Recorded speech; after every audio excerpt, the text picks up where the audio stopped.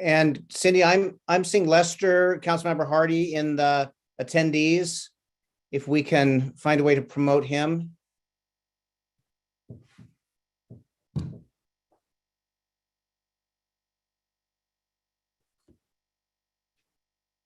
Lester, I just promoted you.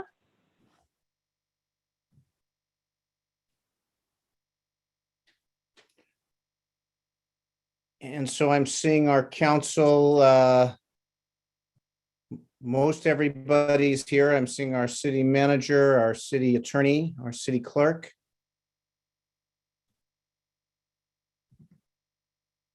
We'll give it just one more moment here and see if Councilmember Chateau is coming on. And let's see, I'm seeing Councilmember Chateau and I'm seeing Councilmember Hardy, Vice Mayor Doring, Councilmember Hall coming on. Okay. Cindy, are we ready to get moving here? Yes, we are. Okay, very good. I want to call to order the City of St. Helena regular city council meeting Tuesday, February 8th, 2022. A little bit of a bittersweet meeting. We got a lot of important items, but it's also the last meeting with our city manager, Mark Prestwich, who's really meant a lot to us. So we'll have a proclamation in just a little bit, but just want to recognize at this moment that this will be our final meeting with Mark, and we'll be able to say thank you in a few minutes. So with that, I'm going to pass it to Cindy. She's going to help us understand the remote access and the Spanish language interpretation.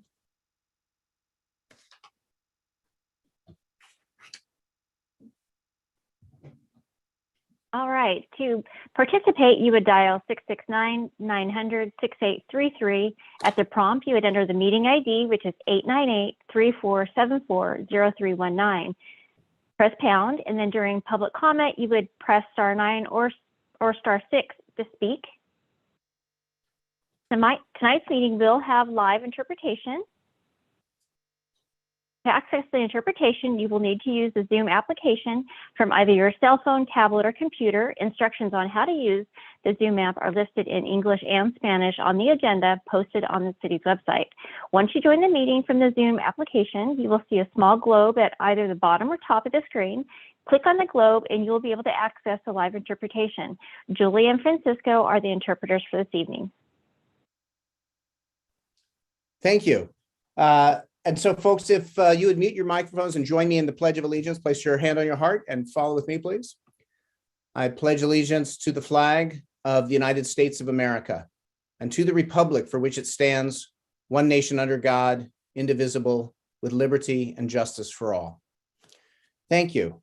And now on the agenda, we have the adoption of the agenda. I'll look to our city clerk to see if there are any changes to this evening's agenda.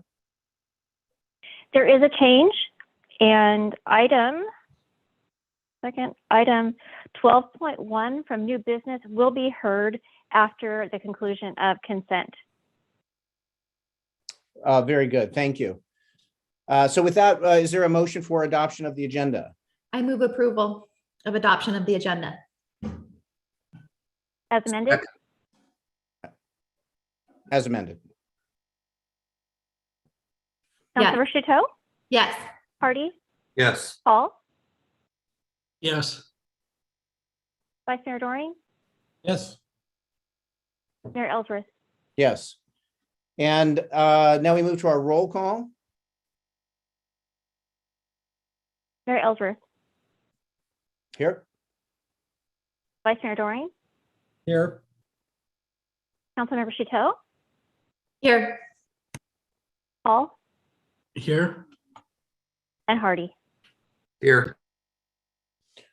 Thank you. We'll move now to our public forum. This is where members of the public are entitled to speak on matters of municipal concern not on the agenda during public forum. Each person's comments shall be limited to 4 minutes. Each person is entitled to speak on any non-agendized item only once at any meeting. Brief questions by council members for clarifications may be posed and answered, and council members may make requests that items be placed on future agendas.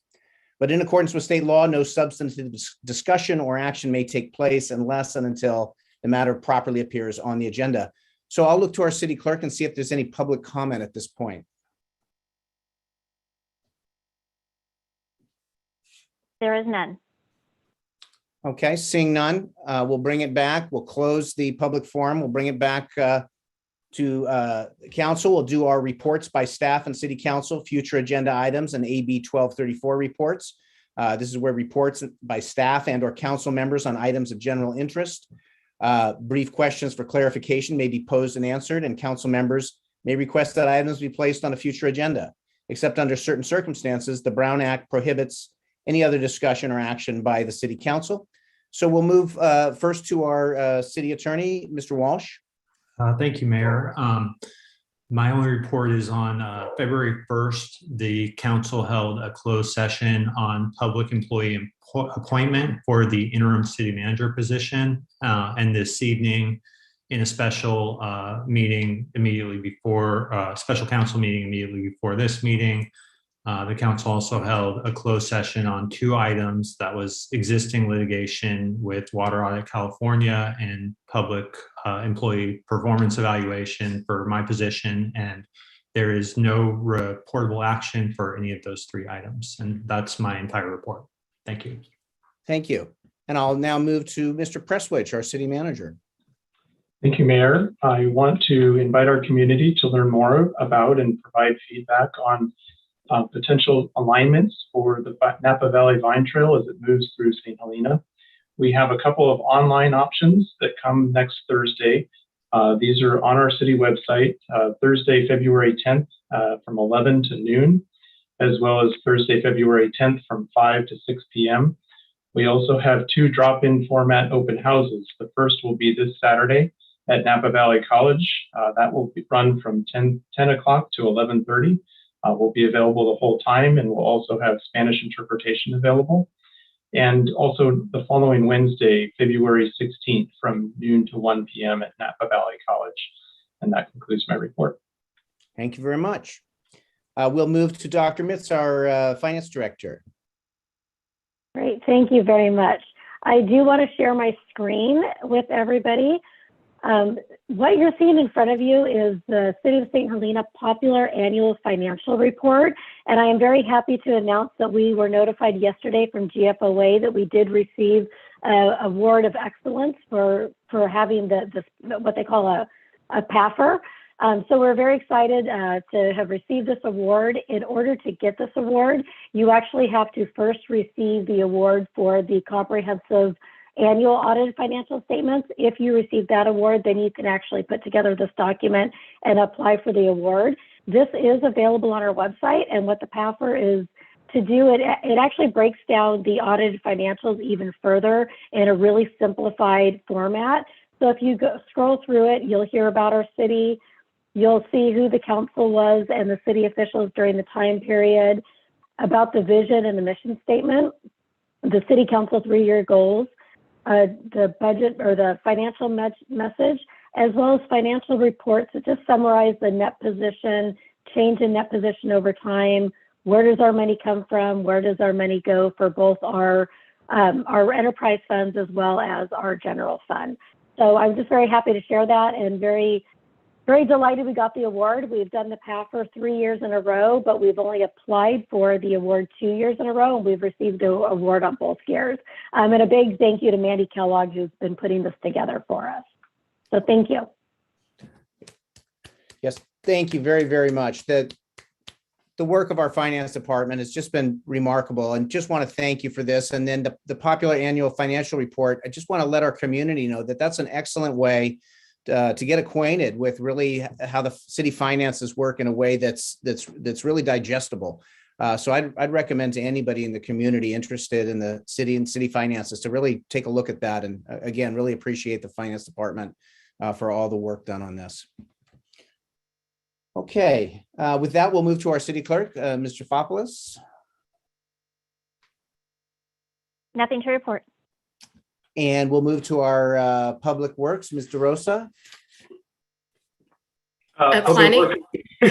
Planning. Oh, I'm sorry. Our planning and building, Mr. Rosa, and then I'll go to public works. Sorry about that. Sure. Thank you, Mayor. My only update is the zoning code subcommittee will meet tomorrow on Zoom at noon, and this may be our final meeting. So thank you. Thank you. And now I'll go to Mr. Rincon in Public Works. Sorry about that. No worries, Mr. Mayor. Just a quick reminder to remind our residents that we are still in the stage 1 drought, and we'd like to see everyone continue to save water. As you see, we haven't had much rain this winter, although we were saved by the October rain. So just a quick reminder, save water. Very good. Thank you. With that, we'll move to our council members. We'll begin with Councilmember Hall. No update for me. Thank you. I was just going to reference the zoning subcommittee meeting tomorrow, but Mr. Rosa covered that. Thank you. Oh, very good. And then we'll move to Councilmember Chateau. Nothing to report. Thank you. Thank you. Councilmember Hardy Nothing to report. Thank you. and Vice Mayor Doring. No reports. Thank you. Thank you. And I may have skipped our police and fire. Are there any reports from our police and fire this evening? Nothing to report, Mr. Mayor, from the fire department. Okay, very good. And I'll be very brief. First, I want to touch on what Mr. Rincon said. You know, we are looking at a challenging, perhaps, year again, water-wise. So let's all be focused on as much conservation as we can. Also, with winds and drier circumstances, let's all continue to be careful with fire and anything that may spark. We saw a fire in Big Sur, you know, in these winter months. It was concerning. So I think we all have to keep that on our radar here too. So the conserving water and fire awareness, even in these winter months now, we have to keep thinking about it. One thing I did want to mention, I just saw something from the newspaper regarding our St. Helena High School, and two of our members of the high school football team, the varsity team, were named to the Cal High Sports All-State Small Schools football team. St. Helena this year went 10-2 overall, won the North Central League One title, and finished the 2021 season as the runner-up in the CIF North Coast Section Division 7 playoffs. And Cal Lehman and Ivan Robledo were both named to that all-state small schools team. So I just wanted to take a moment just to recognize that achievement. So with that, then we'll move now into our presentations and public recognitions. And we're going to take some time to spend a little time thanking Mark Prestwich for his really incredible contributions to the city. I'm seeing one of the attendees on the meeting is Mark's wife, Jenny, and our bittersweet moment here. I'm sure she's pleased to see Mark will be moving to a circumstance that's closer to where she is in Southern California. I'm glad to see she's on. And we just want to take a few moments here and really recognize Mark and thank him both from the council side, the staff side, certainly from my side as mayor. We have a proclamation. We have a few things for Mark to open. Do you have those with you? Oh, we got a mute. Can you hear it? I do, and I understand there's a sequence, so I'll grab bag number 1. Yeah, bag number 1.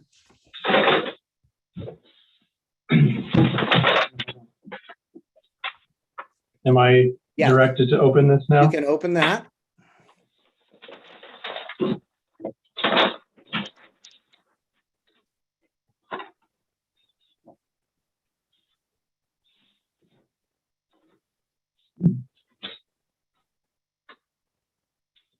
This is a proclamation, it looks like.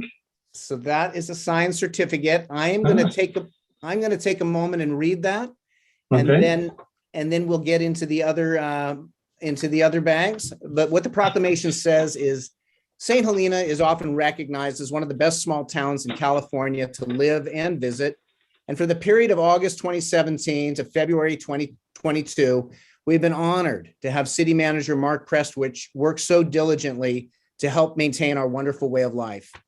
During this historical and challenging period, which included pipes failing, city buildings becoming uninhabitable, the Tubbs LNU lightning complex and glass fires raging, our water shortage persisting, and the COVID-19 pandemic turning our lives upside down, Mr. Prestwich provided outstanding outstanding service and dedication to our community.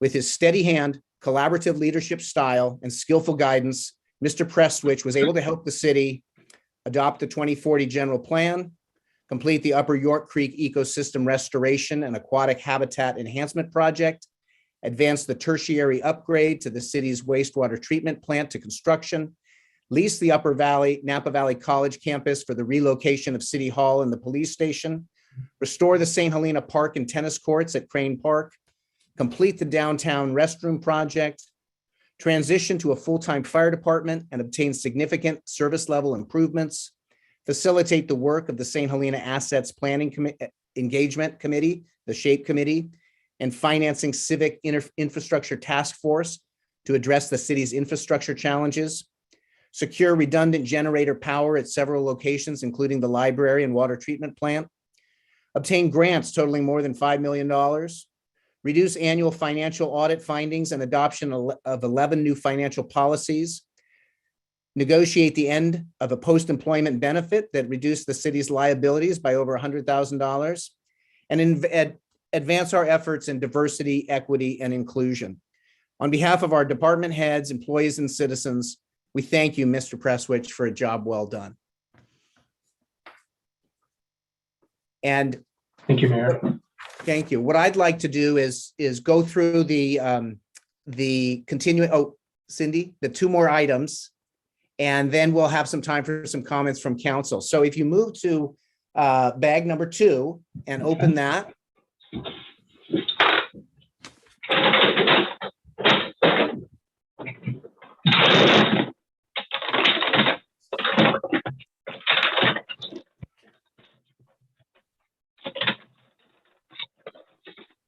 Doesn't come across too loud. Oh, this is really nice. I wonder where we got this idea. This is a beautiful photographic representation of many of the moments that we had over the last 4.5 years. Hopefully that will bring you some good reflection, and also looking back at the challenges we went through and say, hey, we were able to navigate those. So it looks like I have some dark hair in some of these photographs, man. you look very youthful with the gray, so you wear it well. And then we'll move on to bag number 3.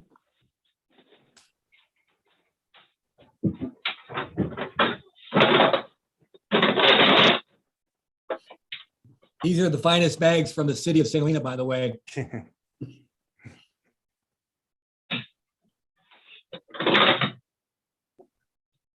It's really not something from Visa Tui. I want to make sure I can hear you at the same time. As I open it. Oh, this looks like a bottle of wine. It is a bottle of wine. Thank you. Well, you want to open that up. You want to pull that out of there and yeah, read that. It says truly. Is there something else inside I should find? Oh, you might want to turn it around. So there's an etching on the bottle. Oh, very nice. Oh, So maybe you can read that for us. okay. It says, thank you for your contributions and service to the city of St. Helena executive staff and city council. That's very nice. This is beautiful. And so that's the wine that's made from the grapes from the vineyard by the library. So hopefully that would be shared at a special moment and remembrance of your time here, and think about us as you drink that and share that. So I'm going to turn it to the council now to see if anybody has any comments they would like to share with Mark. I'm seeing Anna. I'll share some comments. Just that it's finally settling in, that you're really leaving. You've been so excellent. I mean, I was just sitting here thinking that when we go through really hard things, there's a level of excellence that came through, and you really see what people are made of. And I just was impressed with you throughout the whole process, how kind you were, how professional you were, how much staff seemed to respect and like working with you. I know on the council level, I really appreciated how you were, and also just always heard wonderful things about how you took time with people in the community. when they had concerns and would call. So I wish you all the best. And I hope you leave feeling really proud and good of the work that you did here. Thank you. Thank you, Anna. Thank you. Councilmember Hardy. Thank you. Mark, although I'm very sad to see you go, we've been very fortunate to have you here, and I remain very deeply impressed by your dedication and commitment to the job. Above and beyond the call of duty comes to mind for me repeatedly when I think about any number of moments in recent years. So again, we're sorry to see you go, really, because we have been so fortunate to have you here. Thank you. Thank you, Lester. I'm seeing Councilmember Hall. Thank you. I just wanted to echo both Anna and Lester, Mark. I think I look back just over the past year. That's all I've got here. And, there's probably been 2 or 3 years worth of work at your desk crammed into that time period. It's just been phenomenal, a real treat at times to watch you work. You've been working around the clock since I walked in the door, that's for sure. And it started prior to that. So I know I took probably some additional care from you just to make sure I was not, stepping on toes or, learning about our process here as a city and how it works. It's been, I couldn't have had a better teacher and mentor to start my career in my first year out. So I just wanted to thank you again. There's been a lot that we've navigated over the past year. I think Palos Verdes is going to do well under your mentorship and tutelage going forward. So thank you again, Mark. Thank you, Eric. Thank you. Thank you. And I'm saying Vice Mayor Doering. In a way, we've been robbed of the ability to have a relationship with you because we've been running on an empty tank for 4.5 years from one thing to the next.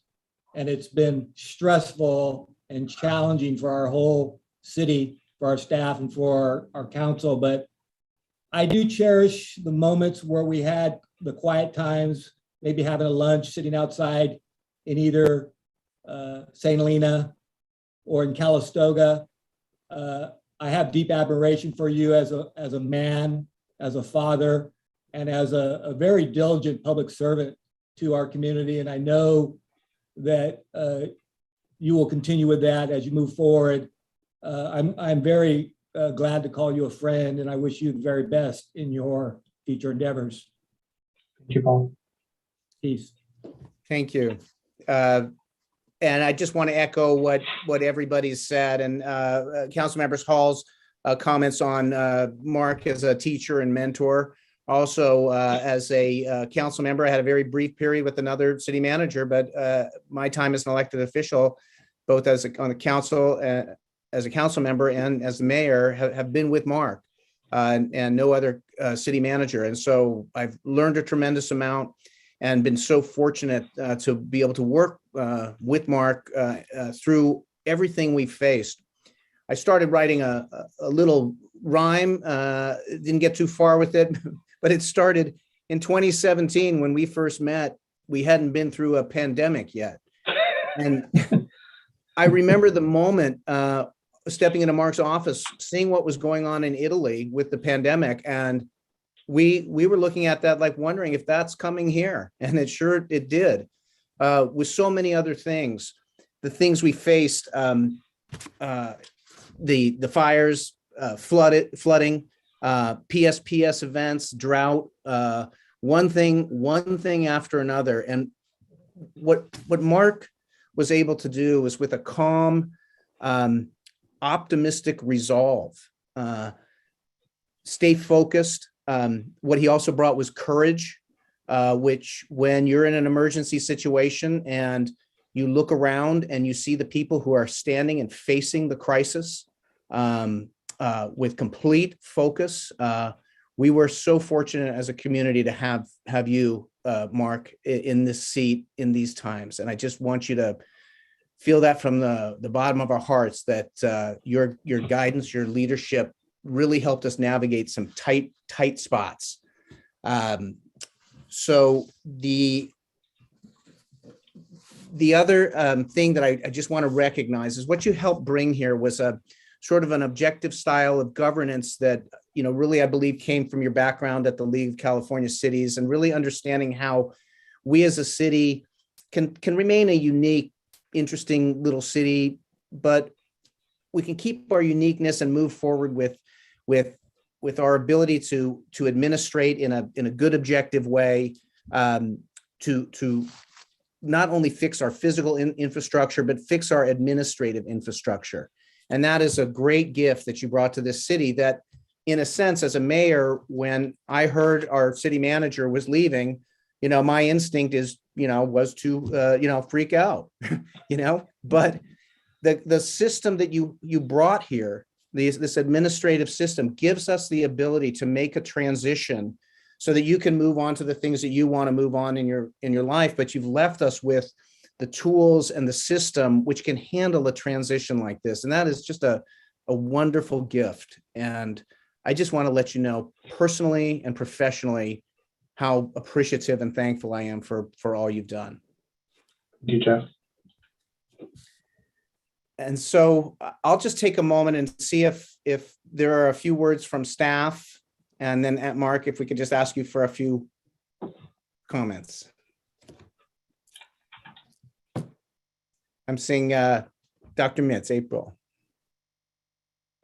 I can definitely jump in, and I echo all of the sentiments that the council has already expressed for Mark. And I know under his leadership and guidance, he really has been a mentor for me, and I believe my department. And I do appreciate everything that you've done for us over the past 4.5 years here. We're obviously very sad that you're going to be gone, but very excited about your new endeavors, and very excited that you'll be with Jenny down there. And I've already texted her saying I saw her on the meeting. So, but good luck to you, and we're going to miss you up here. That's for sure.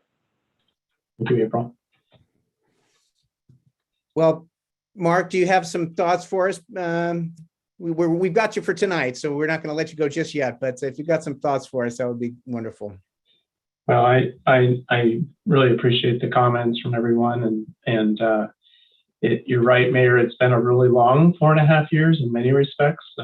In other ways, it's moved very fast, and we had just incredible challenges that most people rarely see in their career. But evacuating City Hall is not a common situation, and we did it twice, essentially in 4.5 years on top of everything else. But I've really wanted to leave every job I've ever started in a place that was better when I left, and that's been my endeavor throughout this. And I think we have left St. Helena better, and I think you're at a good point for a transition. So I'm grateful for that. I'm going to miss everyone and the town, and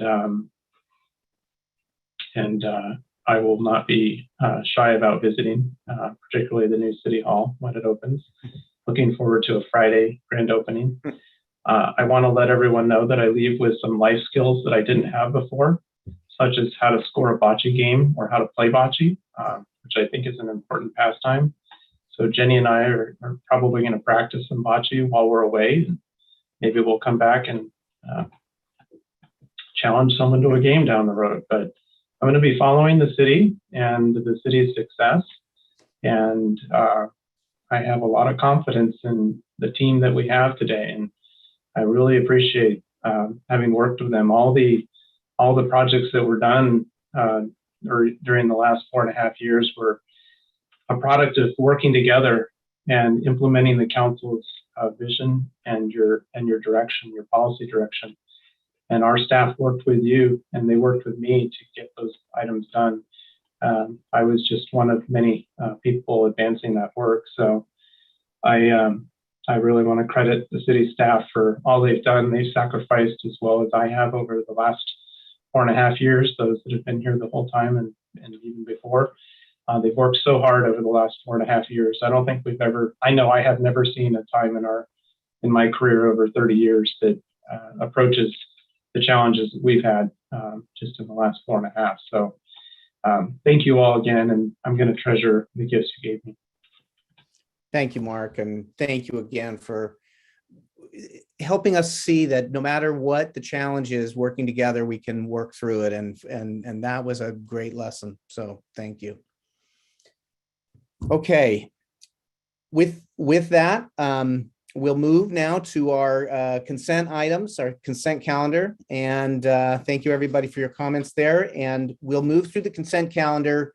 I'll call out the numbers if folks would like to pull an item, and we'll keep an eye on the public attendees as well. But folks can call it out if they'd like to pull an item. So we'll go through first 9.1, 9.2, 9.3, 9.4, 9.5, 9.6, and 9.7. Oh, I'm seeing Councilmember Hardy on 9.6. Yes, I think we should pull 9.6, and I'd like to propose a change to the agenda order. It seems to me it will make the most sense to hear that after 12.2. Which is the report from the county on the fire tax, is that? No, 12.2 is initiate proceedings to place a general obligation bond measure on the June ballot. So you would like to pull 9.6 and hear it later in the evening? Yes, I think hearing the two together will make for a more coherent discussion overall, and I think in that order, 12.2 and then 9.6. That's just a proposal. Is there any objection? Any objection to that from council? Oh, that sounds So good. I think it makes sense. I just would remind Councilmember Hardy that that's the purpose of the adoption of the agenda discussion area. So maybe this idea just came to your mind, but I think we should all have clarity at the beginning of the agenda how we do that. I don't have any particular opposition to this. I think it's a good idea. Okay, well, let's move forward with that then, and then in the future we'll make sure if there's an item like that, we look at it at the adoption period. So with that then, and I'll look at 9.7. Do we have any interest in pulling 9.7?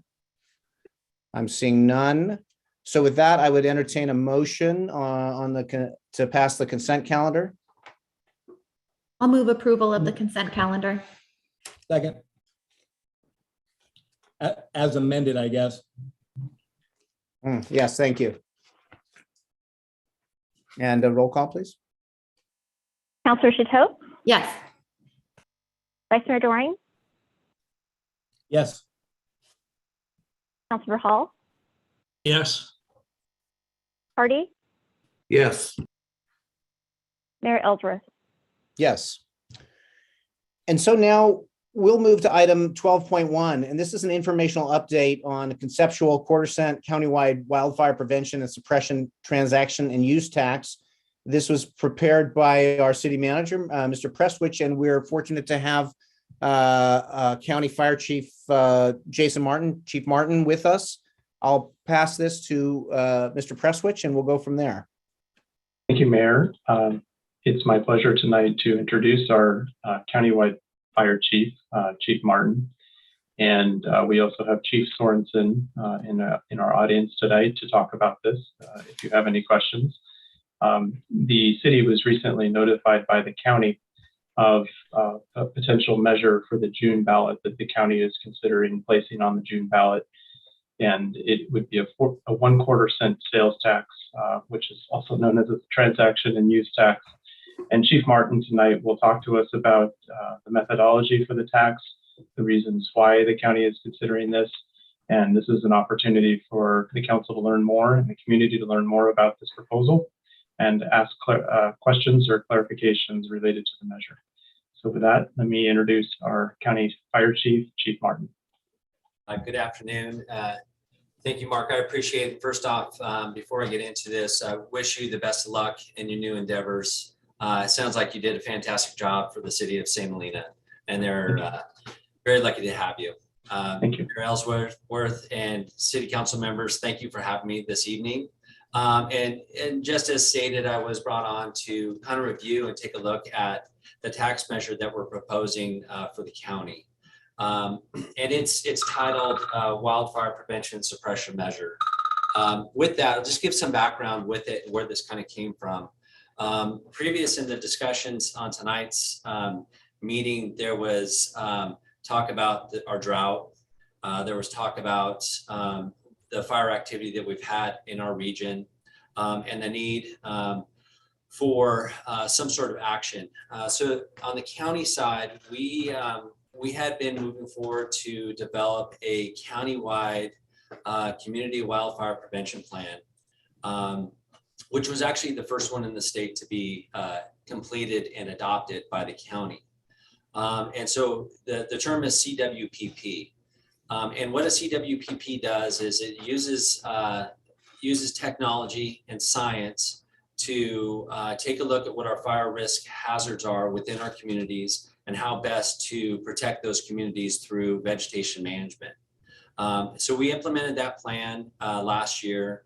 We're in year one, and we funded it through the county to start projects to help fortify our communities to try to reduce the risk of wildfire and the economic loss that happens when we have devastating fires.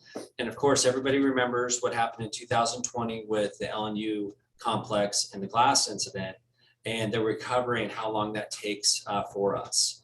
The fact is that within the county and all the cities, we're all directly impacted by wildfire. So the proposed tax, which is a 1/4 cent sales tax, is designed to help support the CWPP. And each one of those years, it's broken down with a series of projects that are there to create a defensible space and or fuel breaks around communities to ensure that all of our ingress and egress routes are fortified through vegetation management and or providing shaded fuel breaks, increase in public information and education, also to ensure that our communities are prepared for wildfire by adding appropriate address signs and they're prepared for wildfire. In that project, as I mentioned, over a 5-year period of time, it's a $42 million proposal. It's about $9.4 million per year. And so in that, when we started looking at the needs, we've been going after grants very aggressively in order to support not only the communities in unincorporated area, but we really were trying to focus on the overall impacts and to help the fire departments have a better advantage in our wildland climate. As everybody knows, and you spoke about water, we have been deep in a drought for the last several years. And the drought won't go away anytime soon. As the experts have told me, if for the drought conditions to subside, it would take us about 7 years of continuous normal weather and rain for us in order to get back to normal and add some ecology back to our forest.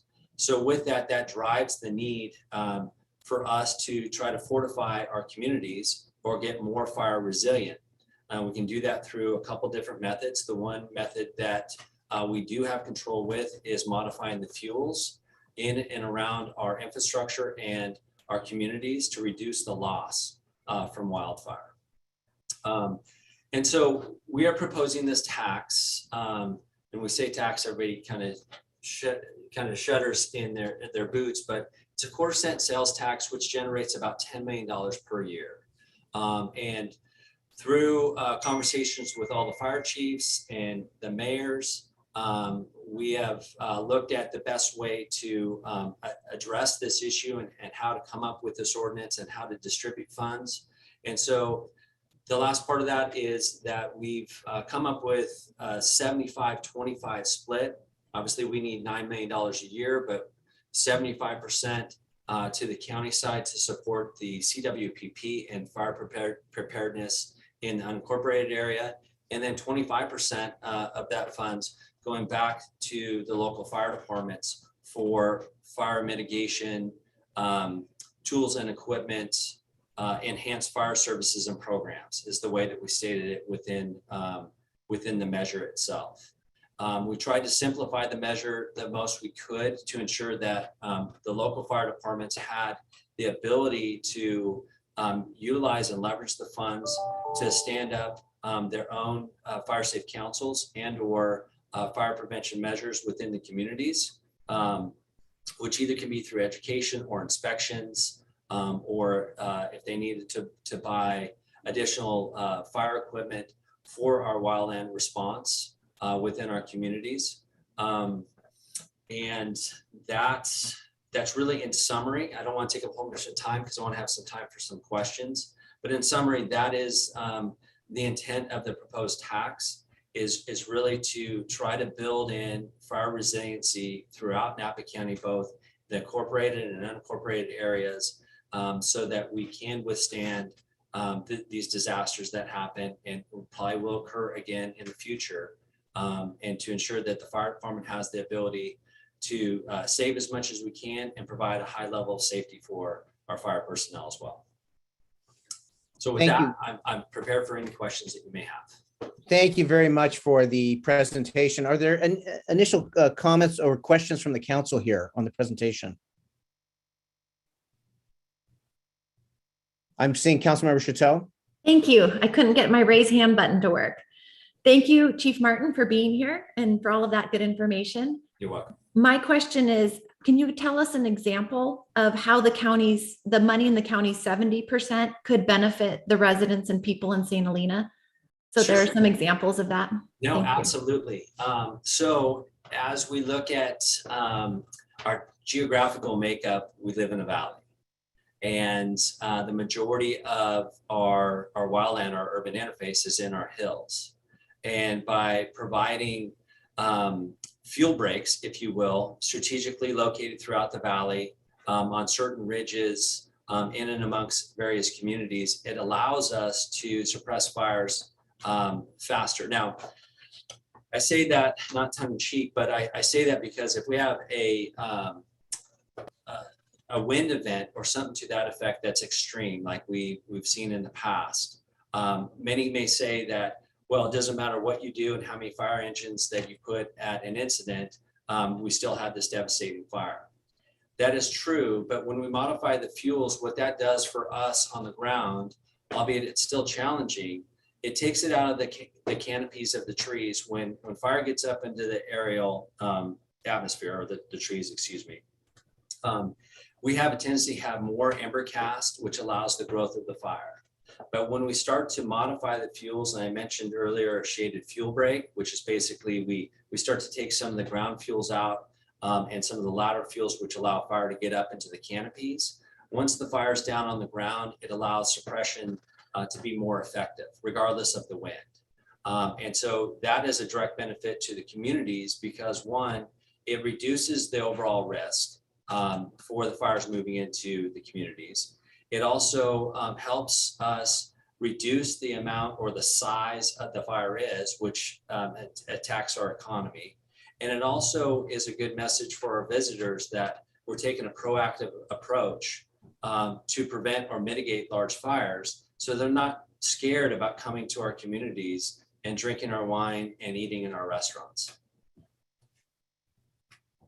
Thank you. You're welcome. Additional council comments or questions? So in terms of timing, the plan is for this to come to the ballot in June. And this will be looked at by the supervisors on the meeting of the 8th. Is that correct? That is correct, yes. And so a conversation for us as a council, if the supervisors move forward with this, is if we as a council or separately as elected officials will be supportive of such a measure. and so the CWPP it's an organized plan. And so the funding, in terms of looking at how the funding would go, folks can track it to an organized plan and understand how the monies will be spent. Yes, that's exactly correct. With our countywide CWPP, we have fire safe councils. There's 20 fire safe councils within the county area, the unincorporated area, and those are overseen by the Napa Communities Firewise Foundation, which is the first that had that first formation in the state to create that oversight and coordination between all the fire safe councils to leverage the money and apply them to projects. Each one of those projects then have a project manager and are tracked, and all expenditures are paid for through the county. So we do have a tracking for that. And so to answer your question, all that money that is spent for the CWPP comes through the fire department's budget and then pays the invoices for the fuels mitigation work that is happening. Okay, thank you. And so one of the things I'm appreciative of what's happened is that the organization of the Firewise Council, the Fire Safe Councils, they've really stepped up that organizational structural component. And from what I see, working directly with Napa County Fire and the local fire departments. So Chief Martin, you're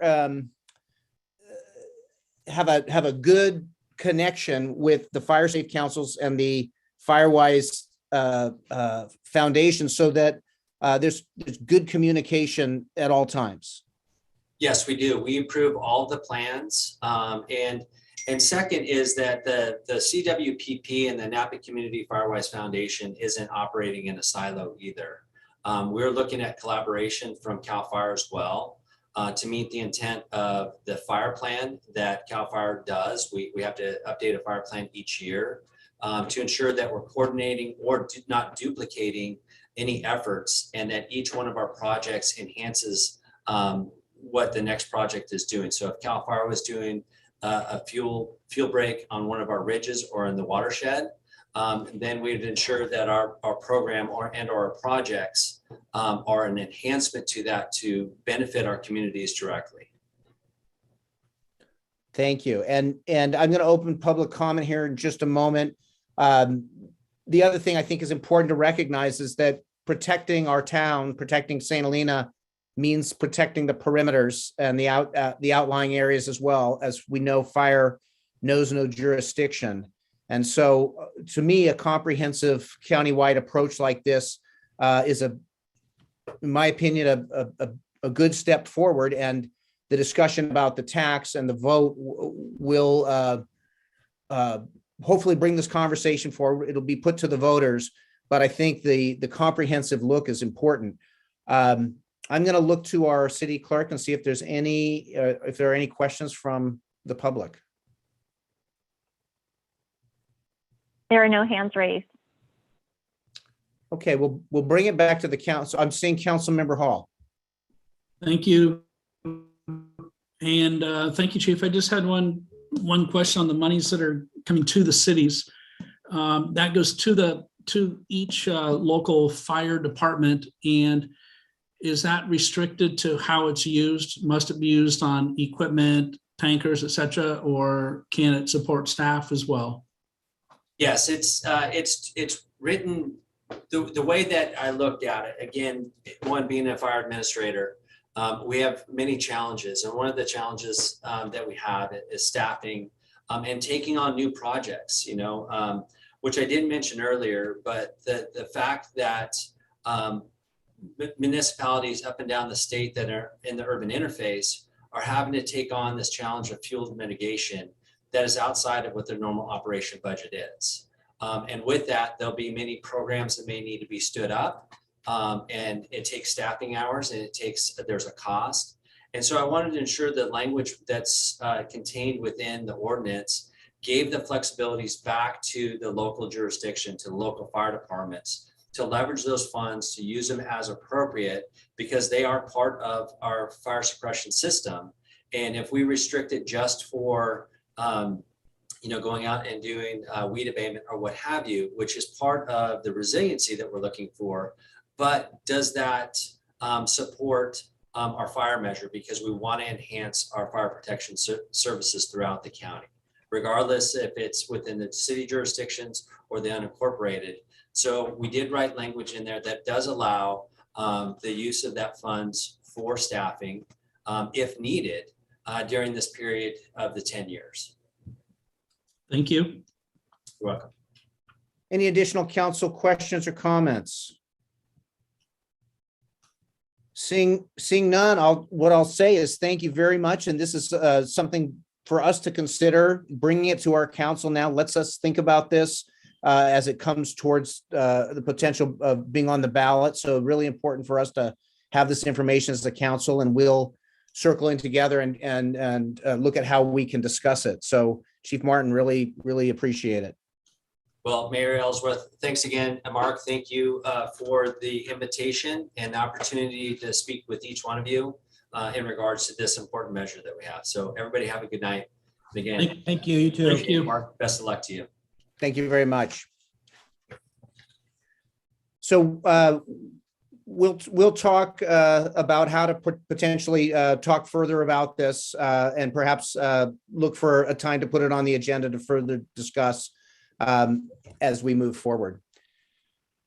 So now we'll move to our next item, which is item 10.1. And this is the second reading and intent to adopt an ordinance amending the St. Helena Municipal Code, Chapter 5.40, permits for elder and or dependent adult caregivers, to transfer responsibility for managing the registration and background check process of individual caregivers from the county, except in special circumstances, to the California Department of Social Services, CDSS, via their home care aid registry. This was going to be presented by Chief Hartley, but my understanding is he's not with us this evening, so it will be presented by Mr. Prestwich. Is there? Mayor, I think staff asked me to cover this just because it's coming before you during your regular session for kind of a technical reason. This item it's a new ordinance amending Chapter 5.40 to the Municipal Code, adopting Chapter 5.60 of Title V of the Napa County Code by reference, relating to requirements for permits for elder and or dependent adult caregivers. And this item came before you at your first meeting in January for first reading and for consideration of first reading. And what it is it's an item where we would incorporate Chapter 5.60 of the Napa County Code into our municipal code, and that's the Napa County regulations that govern kind of the oversight of elder and or dependent adult caregivers to make sure that our regulatory processes are all aligned within the county, since this is a program that's overseen by the county. The reason why this is coming before you during your regular session is that for an ordinance where you are adopting a section of another jurisdiction's code by reference, that's allowed under state law. But when you do that, prior to second reading and adoption of the ordinance, you have to hold a public hearing. So we're having a public hearing to discuss this item. You received a presentation from Chief Hartley last time as to the substance of it, but we do want to comply with the public hearing requirements. With that, I'm happy to answer any questions. And if there are none, we can open the public hearing and then take action on this item. Okay, thank you. So I'll look first for questions from council. And seeing none, we'll then open the public hearing. And I will look to our city clerk to see if there is any public comment here. There's no public comment. Seeing no public comment, we'll close public comment. We'll bring it back to the council. Are there any questions or comments at this point? And if not, I would entertain a motion on this item.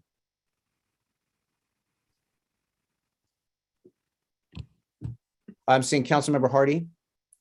If there's no discussion, I'm ready to make the motion.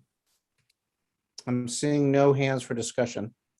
I think we had. And I move that we approve the second reading and adopt the ordinance by title only and waive further reading. I'll second. Councilmember Hardy, Yes. Chateau, Yes. Vice Mayor Doring, Yes. Councilmember Hall, Yes. Mayor Ellsworth. Yes. Very good. So we'll move from item 10.1. 10.2 is being pushed to a later time. And will be continued again to the February 22nd, 2022 regular city council meeting. We'll move to item 11.1. This is consideration of a resolution calling a special election on June 7th, 2022 to consider changing the office of mayor from a directly elected office to an office appointed by the council.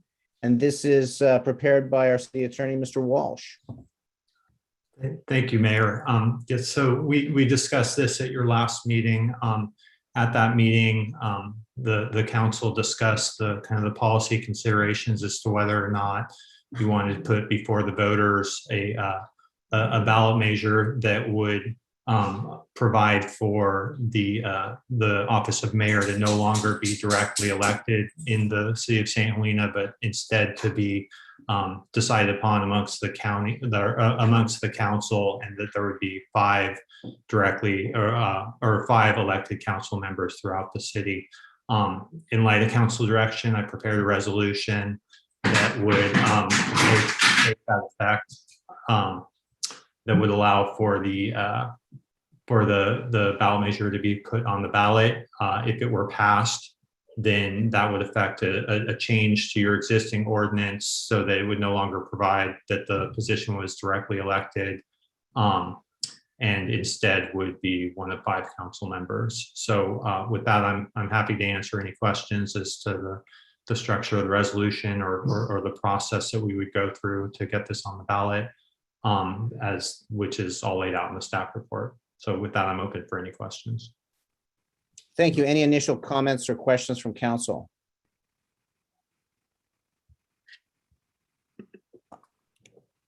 I'm seeing Councilmember Hardy.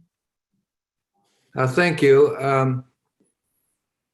Mr. Welsh, and I'm going to apologize for repeated wordsmithing on the resolution, but in looking at both the resolution and the ordinance that was part of the staff report, I thought the resolution might be reconciled to read a little bit better. And what I'm proposing is that the last phrase read, so that the St. Helena City Council is composed of 5 members who will select a member to be mayor. The ordinance does indicate, the draft ordinance, that council members would be selecting a member, and I think that's better, since we wouldn't be selecting just anyone. So that's all I have by way of comment on the staff report. Thank you. Is there additional comments? So seeing none at this point, I've got some comments and sort of want to put some thoughts out there. One of the things that was mentioned by Vice Mayor Doring in the last kind of look at this was just a concern that perhaps a system comes into place that creates the possibility that sort of more vulnerable populations, the voice of maybe more difficult to hear within a structure. I've seen this work well in other cities with the rotating mayor idea. One of the challenges in Napa County and St. Helena is our economy is not perhaps as diversified as other areas with fewer strong sectors. When I look in, say, Marin County, where I've seen the system of the rotating mayor, it's a more diversified economy with the voices of many sectors sort of balancing each other.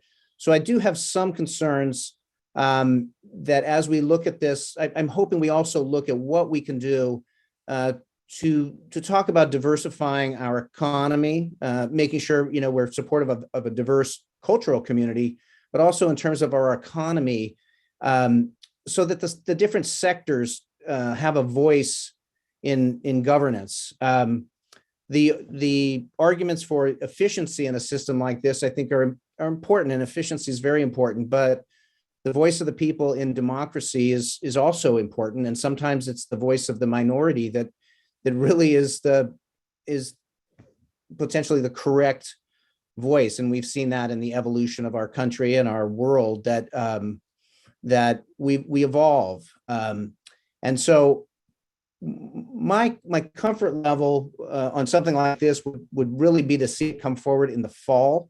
I've said it in the last meeting, I'm not opposed to this going to the ballot in June and getting it put before the voters. I'm not sure that one of the concerns I have is in looking at the ordinance, and this is a question I have for Mr. Walsh, is as we move this towards the ballot, the ordinance, what I was hoping to see in it were more of the mechanisms for how the potential rotation would happen.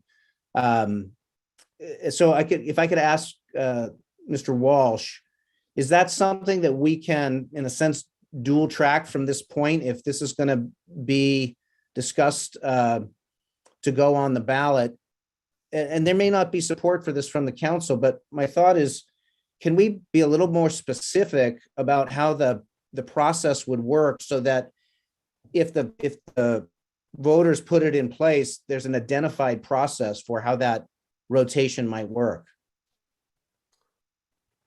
So I think you could put a measure on the ballot that would have language that would specify exactly how the selection process would work. I think you can do that. I would say that would be unusual. That's not the way you typically see it done, but I think you could do it that way. And the thing that would happen, though, is then that would be in place, and you could not change that structure without a future vote of the people. So it would be in place sort of permanently, unless there was a future vote, which obviously limits the flexibility going forward. So that is possible. The other thing that you could do is put a measure on the ballot along the lines of what is proposed in the staff report, and then, as you say, dual track the discussion and have additional discussion on what this council believes that rotational process would look like, kind of concurrently. So you have that discussion so the community is aware, if this were to pass, this is how we would plan on implementing it. Thank you. So I understand that the challenge with tying it to the actual ballot measure in terms of what would potentially get locked in. But I do want to see if there is support on the council for looking at really clarifying what the ordinance is in terms of giving it specifics about the mechanisms for which the selection would be made, so that the folks in the community have an understanding of what it is that's being voted on. I think that dual tracking concept makes sense. I'm sorry, Councilmember Hardy. I'm supportive of that. I don't think we want to get into making a change and tying our hands and having to make a change over and over again if we have very nuanced changes. But I think we should tell the community exactly what we're doing along the way when we propose this, so that folks have a general idea. I mean, even just tonight, we have used the term rotational. I'm not supportive of a rotational mayor choice. That's not a word that I would use, but I think the more specific we can be without, and that's more of a political commitment, I guess, and tracking it along the way. I'm supportive of that. Thank you. Yes, and I guess I'd use that term, and that is a specific way rather than the sort of general look. So, Councilmember Hardy. Thank you. Few related thoughts.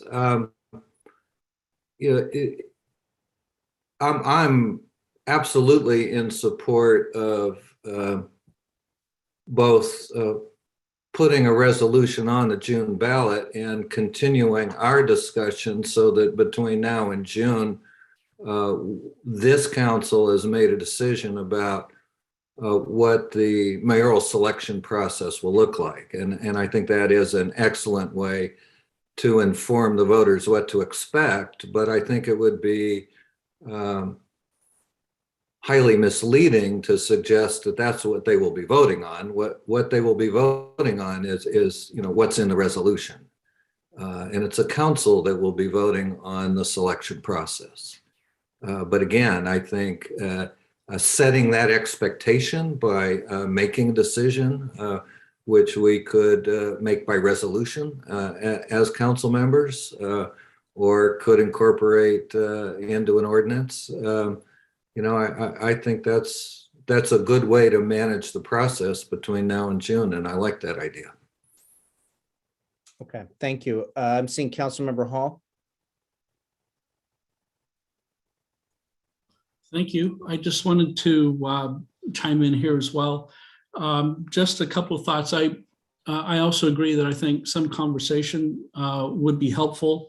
I do prefer the language in the resolution as it's written today. That's what I would support.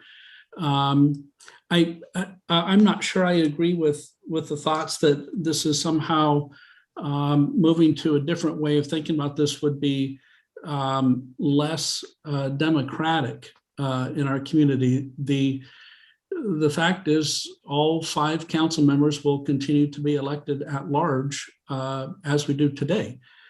So there's actually a strong argument that our current system is less democratic simply because we're exposed to a mayor with whose office today is defined with special rights and powers beyond the rest of the council, which would expose the community, I think, to a less democratic view of the policies that our community has asked us to put in place. So I view this as much more level setting, much more consistency, a lot more continuity in executing against the goals that we've all established. We've done a good job over the past year, at least, in terms of ensuring that DEI is embedded throughout our community and throughout our decision making as a city. And I don't think that those types of goals or objectives would change in the future. That's what our community wants, and it's up to a council to work through the best way to reflect that back to the community. So I do like this approach. I do like the resolution the way it's currently drafted. Thank you. Thank you. Thank you for the comments. I'm seeing Councilmember Chateau. Thank you so much. I support moving forward like we are for putting this on the June 7th ballot with the language that's in there. And then as Councilmember Hardy noted, one change, I'm fine with that. I like the idea of moving forward with the process, that idea, and seeing how we're going to educate the community and ourselves on how we will handle this. Knowing as we move forward, it will be a majority of the council too, so things could change. In future, I can't control what comes after me, because I just had that thought. That's part of the democratic process, is different people get voted in. And I like that about this, because once again, we're all working together and coming up for what's best for St. Helena. That is my thoughts. That's it for right now. Oh, the other thought I had, there was one more that was just out of my grasp. The thought is that we had the good advice, I believe, from our city manager, correct me if I'm wrong, at the last meeting, that we want to make sure we don't spend too much time on this, knowing our big workload, until we know for sure that it passes, because it is the will of the people with a vote. So I remember getting that advice. Am I correct about that, City Manager Prestwich? We got that advice. So I wouldn't want this to eat up too much time, knowing our workload and what we have to accomplish still in the next few months. Thank you. Thank you for the comments. I'll look to our city clerk and see if there are public comments at this point.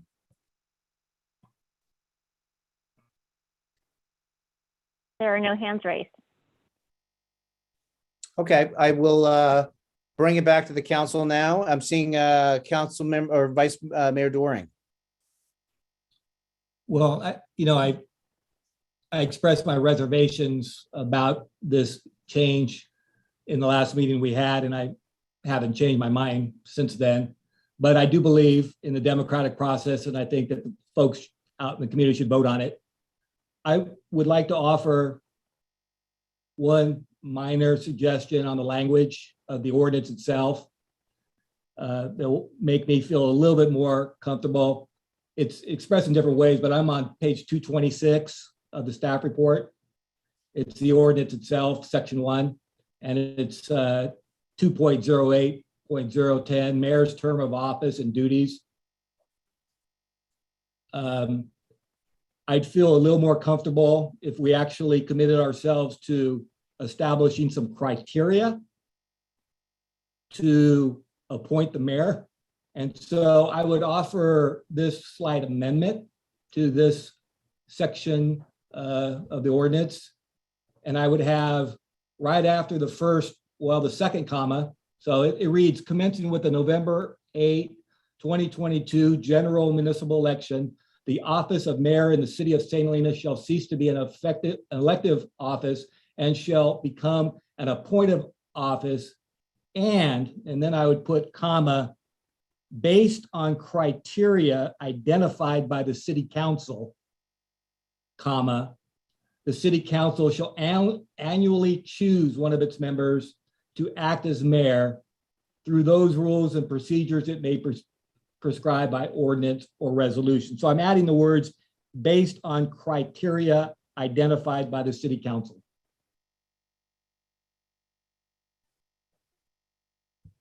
I'm supportive of that. I think it memorializes the concept of the criteria. I'm seeing Councilmember Hardy.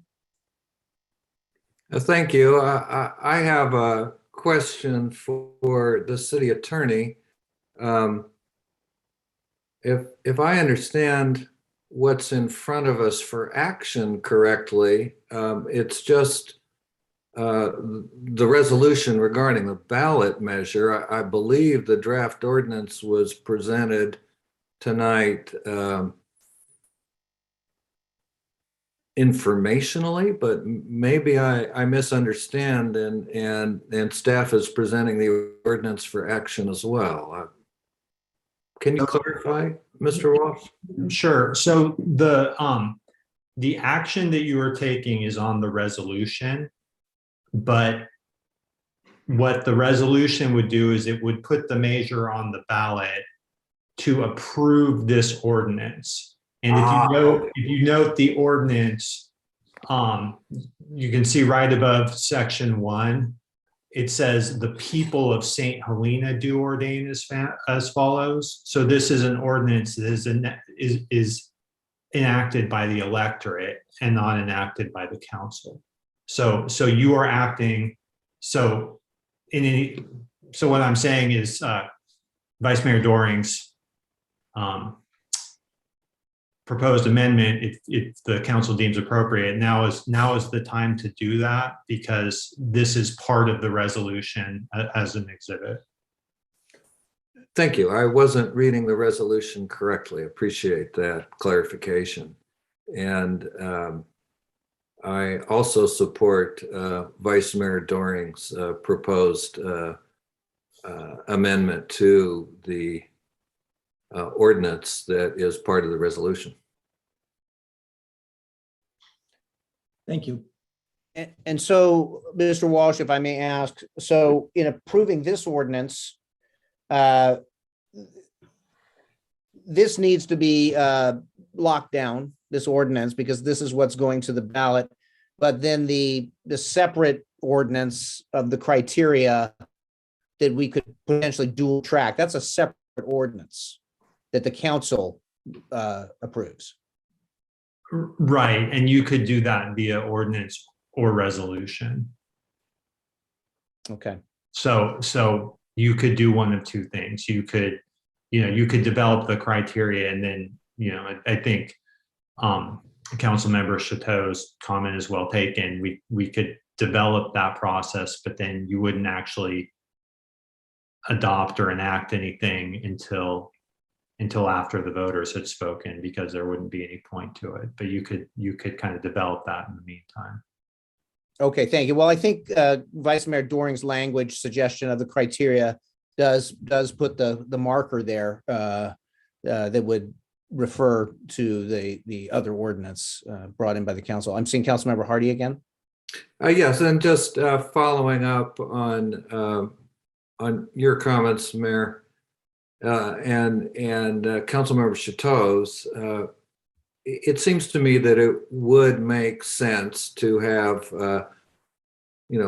one time on an agenda between now and June, scheduled item where we discuss our thoughts about those criteria and invite public comment, so that we have a better sense of what everyone's thinking and an opportunity to at least get a sense of direction on those criteria. Very good. Thank you.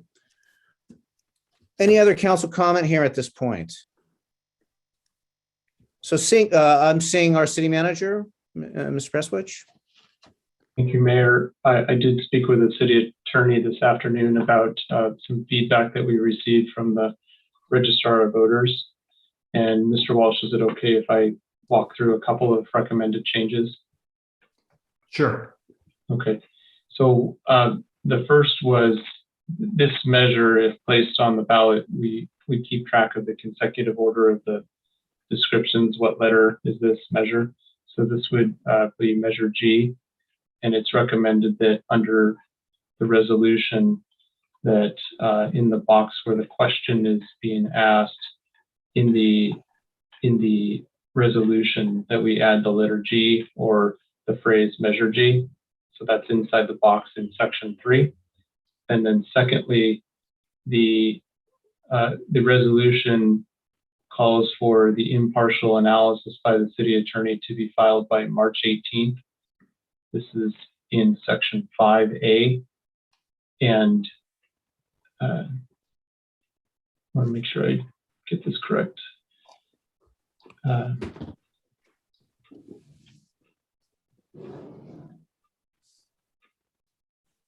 So the impartial analysis, it's recommended that the date be March 11th rather than March 18th, which is referred in it's section 5C that relates to the impartial analysis, and I think it refers back to section A. So section A would adjust that March 18th date to March 11th.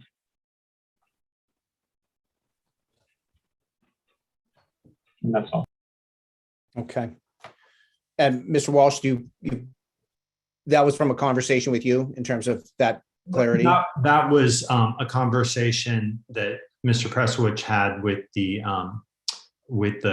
county registrar of voters, and I think both of those are appropriate.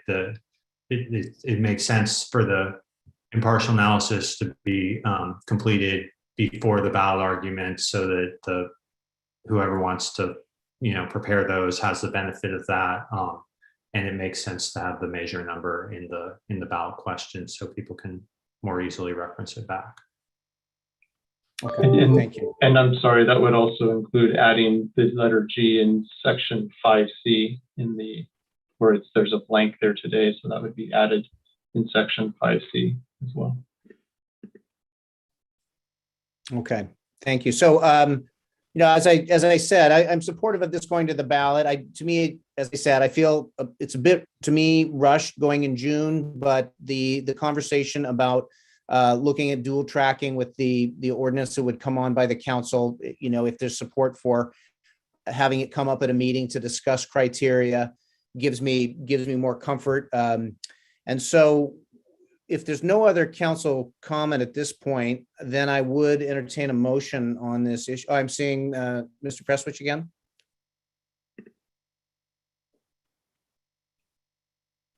Oh, are you muted? I think you are. Sorry about that. I just noticed another number that needs to change. It's in the bottom of the resolution. The passed, approved, and adopted refers to February 2021 rather than February 2022. That's a good spot.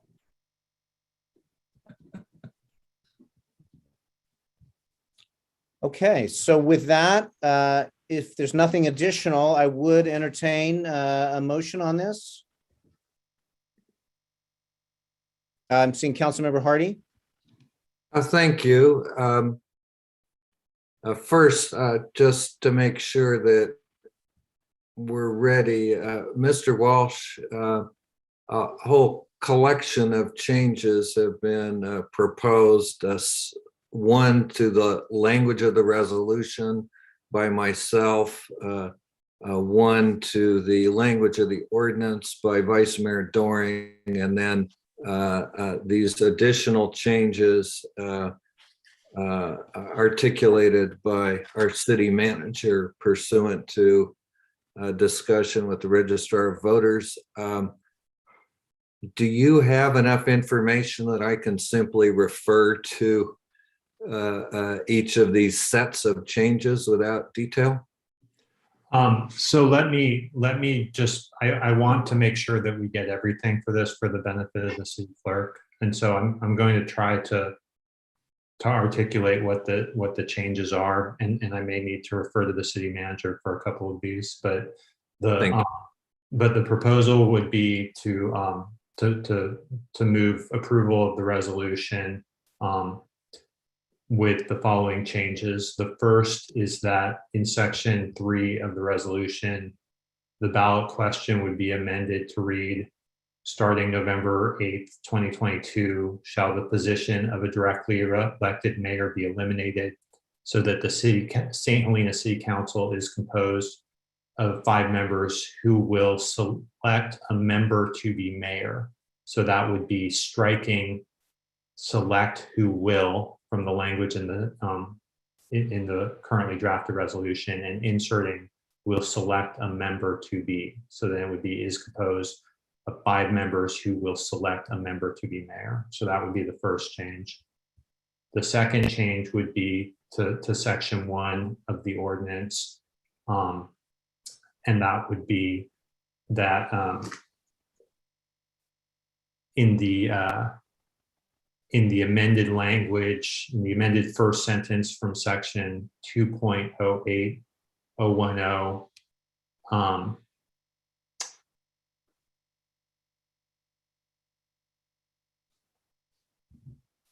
after the phrase shall become an appointed office, it would say, and insert based on criteria identified by the city council shall select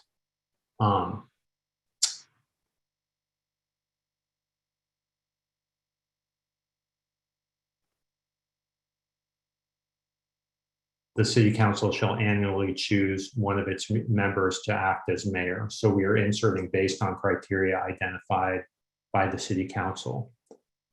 The third change would be to add measure G at the top of the ballot question. The fourth change would be to direct that the impartial analysis be filed by March 11th. The fifth change would be to insert measure G into the blank language as to the language that must be inserted at the bottom of the impartial analysis. And the sixth change would be to change 2021 in the passed and adopted phrase to 2022. I think that's everything. I'm seeing, Councilmember Hardy, is your hand still up for another question? And No, I'm then- just waiting for this discussion to complete so that I can make the motion. okay, and then I'm seeing City Manager Prestwich and then Councilmember Hall. In section 1, the 2.08010, I think this is the first item. Actually, it's the second item. Mr. Walsh, when we return to the existing language after the insertion of that clause, I don't know if we captured deleting or striking the word "and," but I think it would read better by striking the word and that follows after the phrase that was inserted. I was inserting the phrase after that and Vice Mayor Doran can correct me if I'm wrong, Okay. but I think that's where he was inserting it, was after the and. Okay, I wanted. Correct. Okay, And Thank you for that comma, the clarification. phrase, then comma, yeah. okay. Councilmember Hall. Thank you. I had just a clarifying comment or clarifying question, I guess, on the exact same thing. I'm just trying to see where are we saying that we will create a set of criteria one time only, and that's it? Or will that criteria could change annually or as often as the council prescribes? Well, my sense is it would change because the rest of the language, it refers to through rules and procedures, it may prescribe by ordinance or resolution. Right. Obviously, that basically allows us to make changes if we need to. That Okay. would be my intent. That's what I was wondering. I didn't hear that we were striking that last phrase. That remains in place. And then, so my understanding would be that if a change were to come, there's a process that would amend or change an ordinance to make the change. Yeah, thank you.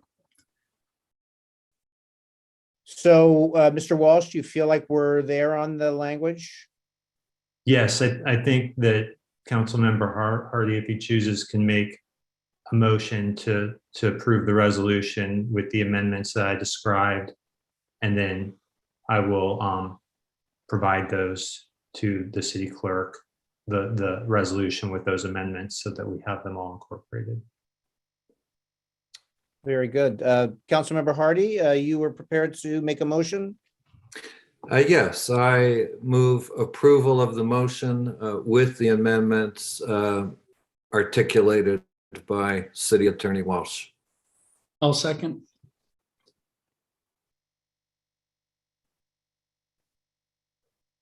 Councilmember Hardy, Yes. Hall, Yes. Poe, Yes. Vice Mayor Doran, Yes. Mayor Ellsworth. Yes. So now we'll, thank you. We'll move now to our item 12.2. This is our initiate proceedings to place a general obligation bond, GO bond, measure on the June 7th, 2022 ballot by adopting a resolution of necessity and introducing an ordinance ordering the submission of a proposition to incur bonded indebtedness to the voters. This is prepared by Dr. Mitz, our finance director. I just want to make a comment here before we get started. I talked to City Manager Prestwich today, getting comments in from the community with questions, et cetera, wanting to see how far we can get into a conversation today and see what we can do today, but wanting to see from Mr. Prestwich if there was some latitude in terms of when this has to be finalized. And in my discussion with Mr. Prestwich, it's certainly a benefit to try to get this put together this evening. But should we not get there, there is some latitude to look at it again and get two readings. But want to certainly see how far we can get tonight. But I do want to recognize that, concerns coming in from the community. Want to make sure we have a sort of fully vetted conversation. So with that, I will turn to Dr. Mitz, and if you get us started in this. I can definitely get us started, and then City Manager Prestwich will take over from there. So as you had stated, there's two different items in front of the council tonight. The first is to initiate proceedings to place a GO bond measure on the June 7th, 2022 ballot. And the first part is by adopting a resolution of necessity. And then the second part is introducing an ordinance ordering the submission of a proposition to incur bonded indebtedness to the voters. So with that, just the introductory, I'm going to turn it over to City Manager Prestwich. Thank you, Director Mitz. So this item before you today comes following several years, frankly, of documented efforts to address our infrastructure challenges, and our infrastructure challenges are great. I think it's fair to say today we're more organized than we have been in the past, and have more information about the documented infrastructure challenges, and they do span decades of underinvestment. And today, after conversations in two workshops that refined a proposal that initially started with some community opinion research that tested a $54 million general obligation bond concept, we are bringing you a $19.15 million infrastructure bond that would invest dollars in water, stormwater, storm drain, and recycled water infrastructure. These are critical projects for the city, and they take a strong step toward improving our water security and our drought resilience. In the last couple of years, both the water fund and the sewer fund have been challenged to deliver some significant projects, the York Creek Dam removal project, as well as the delivery of our wastewater treatment tertiary project. Those are significant challenges for each of those funds to deliver in a town of 6,000 people with very few customers. And so those individual funds have been challenged.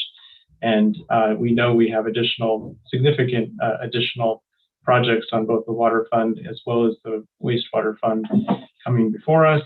We also know that because of the wastewater treatment plant project, we have the opportunity to begin initiating deployment of our recycled water system infrastructure, which now has the opportunity, once that project is finished, to begin its initial phase of build out. And then added to that, the city has significant storm drain challenges, not only completing segments within our system that are recommended by our engineering documentation, but also to guard against and address needed replacement of storm drains. We know in the last couple of years we did experience two challenges on Oak Avenue and have replaced line in that area, but there's no specific funding source for storm drain today. That those infrastructure assets are backed essentially by the general fund. We do not have any current appropriations for it. So if there is a disaster or a failure of one of those one of our storm drains, it's the general fund that will be backing the need to address and replace those assets. So tonight we have representatives from Jones Hall, our bond council, available to answer any additional questions you have. We have our municipal finance advisor, Ken Deeker, to assist you in any additional questions that you have. I will point out that the average tax per $100,000 of assessed value for this $19.15 million general obligation bond would be $14.82 per $100,000 of assessed value. And I'll pause there, and we're prepared to answer any questions you have. Thank you. Thank you. Are there any initial comments or questions from council?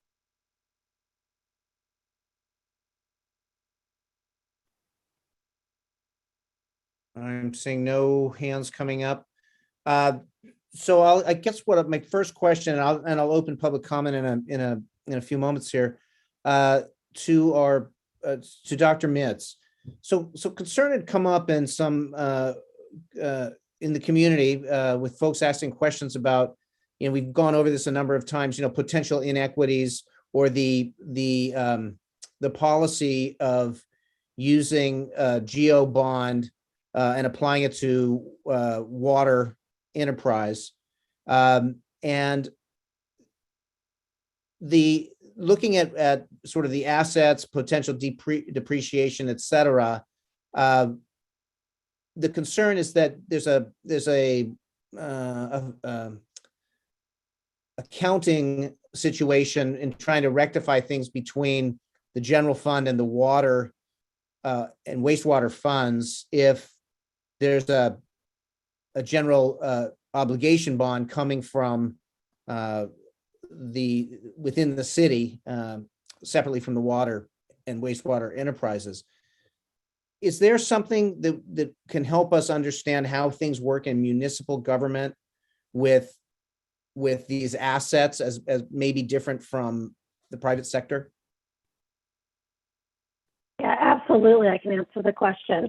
As far as the asset itself, so if the asset is part of the water enterprise, the asset belongs to the water enterprise. Likewise, if it's a wastewater asset, it belongs to the wastewater enterprise. That is irregardless of where the funding actually comes from.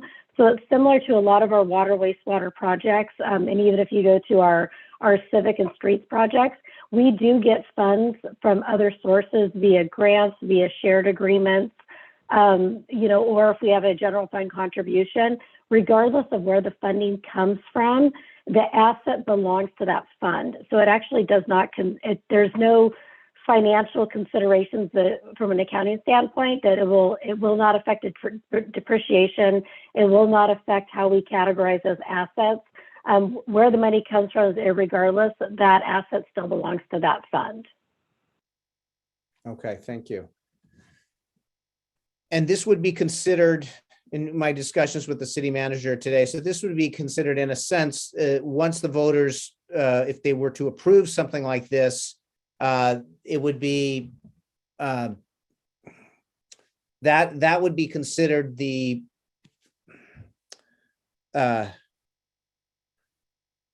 moment of is it considered an ongoing expense or something that is incurred at the time of a bond passing, if that makes sense? I'm a little confused, but I think what would happen with the last GO bond that the city issued was for the fire station. So what happens is the bonds are issued, we take proceeds from the bonds on an annual basis. And in the instance of what we did for the fire station, any of the proceeds for the bond went into a specific fund that can only be used for the fire station. So in the instance with this GO bond that's in front of the council tonight, where it could be used for multiple infrastructure projects, which would touch on general fund being storm drain, then water and wastewater, what we do is we would bring the funds in, the proceeds from the bond in, it would go into a separate fund. And then from there, as the money is spent or as expenditures go out for each of those projects, those expenditures are all tracked through separate funds. So we have a civic fund, we have a water fund, we have a wastewater fund. So it's separate from operations, it's just for capital improvements. So what would happen is we would actually have the money sitting in the bond fund. As soon as we expend the money out of the CIP fund, we would do a transfer over, so to make sure we have proper accounting of everything. If that helps answer your question.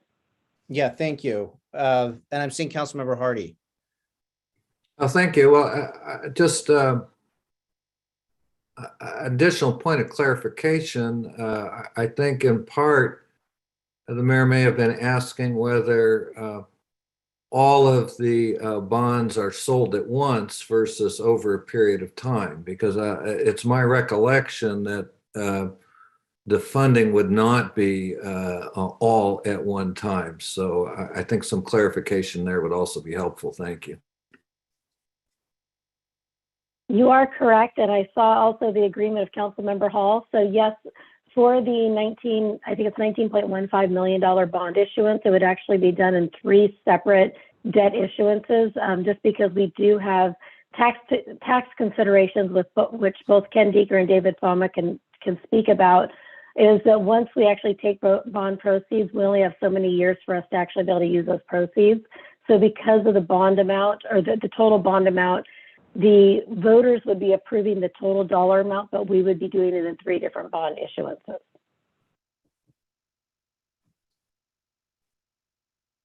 Thank you. Councilmember Hardy, do you have a follow-up on? No, nothing more at this moment. Thank you. Okay, thank you. Another thing to consider here is in terms of some of what's been brought up about potential inequities regarding the GEO bond going into the water aspects is we are moving forward on a new rate study. The idea is that the potential revenue bond from the rate study, the water rate study, could help to balance out any potential inequities with out of city users, that sort of thing. If as we look at that rate structure, where we could do any fine tuning or balancing. And a question I had for our city attorney, in terms of looking at a GEO bond used in such a way, do you see any legal vulnerabilities to moving forward on something like this? So I'm going to refer you to bond counsel on that question. They're really the experts on that, and they're on the call to answer any questions. So April, could you introduce? I'm not sure if David's the right person for that, or. Yeah, so David Fama is here tonight with Jones Hall, who is the city's bond counsel and has worked on numerous bond projects with the city in the past. So I will definitely let David answer that question. Yeah, thank you, April. Dave Fama here. And yeah, if I understood the question correctly, it would be that the general fund, general obligation bond, general fund dollars are being used for water improvements. And that is something that, is acceptable for use of the bond proceeds and use of general fund money.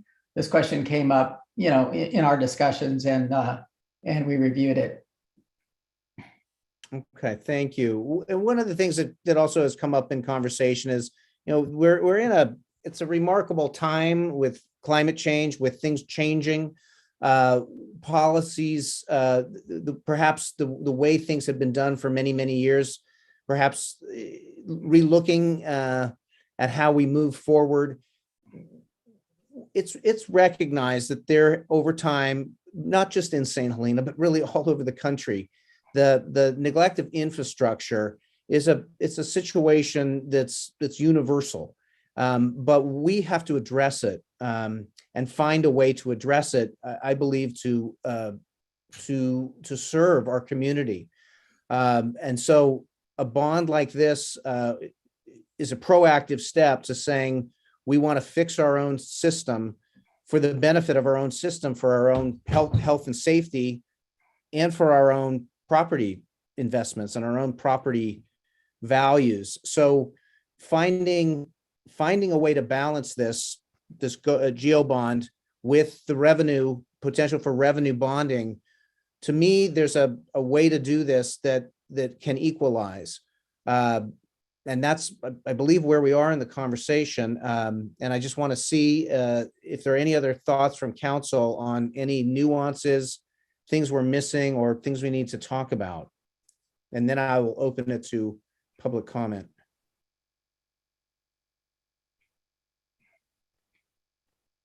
So seeing no additional council comment, I will go to public comment.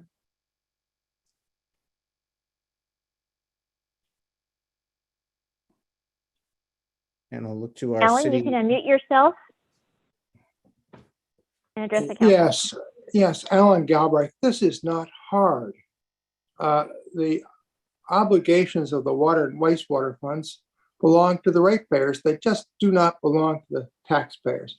You're in difficulty in my mind today because you did not initiate the 218 process a year or even more so ago on the wastewater side, especially given the error, unfortunate error by the consultant, leaving a couple $1 million short on the wastewater side. But it's just wrong as a matter of sound municipal finance to call upon taxpayers to support the ratepayers. You need to raise the rates, and obviously you're going to have people that are going to be seriously harmed by the raising of the rates. There is no problem with using general fund money for purposes of supporting them pursuant to appropriate qualifications. But any other approach is not fair to taxpayers. And it will bring, I believe, significant opposition inside the city to that approach from me, Mr. Smithers, and others who are becoming ever more knowledgeable on these issues. And then I want to go to the survey. What kind of a survey was that? I didn't get it, but it did not explain that before people voted or were polled to the general public that supporting the water and wastewater enterprises was against sound, well-recognized financial practice. So once again, I strongly urge you not to go down that road and to put your resources into the 218 process and then figuring out how you come up with an appropriate help for those that are going to have difficulty with the higher rates. That is the intellectually correct way to go. I've said it many times, and I'm going to say it one more time, and perhaps I hope never to say it again. Thank you very much. Thank you for the comments. Are there additional public comments? There are none. Okay, we'll bring it back to the council. Any thoughts at this point where we are? I want to recognize those concerns, but I also have looked, to our city staff and bond counsel for their input as well. So I'm seeing Councilmember Hardy and then City Attorney Walsh. Councilmember Hardy, would you mind if I asked City Attorney Walsh if he had some input that might be relevant before? Well, I raised my hand to call your attention to the fact we have another hand raised from the public. Oh, okay. Thank you. I appreciate it. That was the same reason that I did. So okay, sorry, I missed that. I appreciate it. I'll look to our city clerk and we'll reopen the public comment. Nancy, you can unmute yourself and address the council.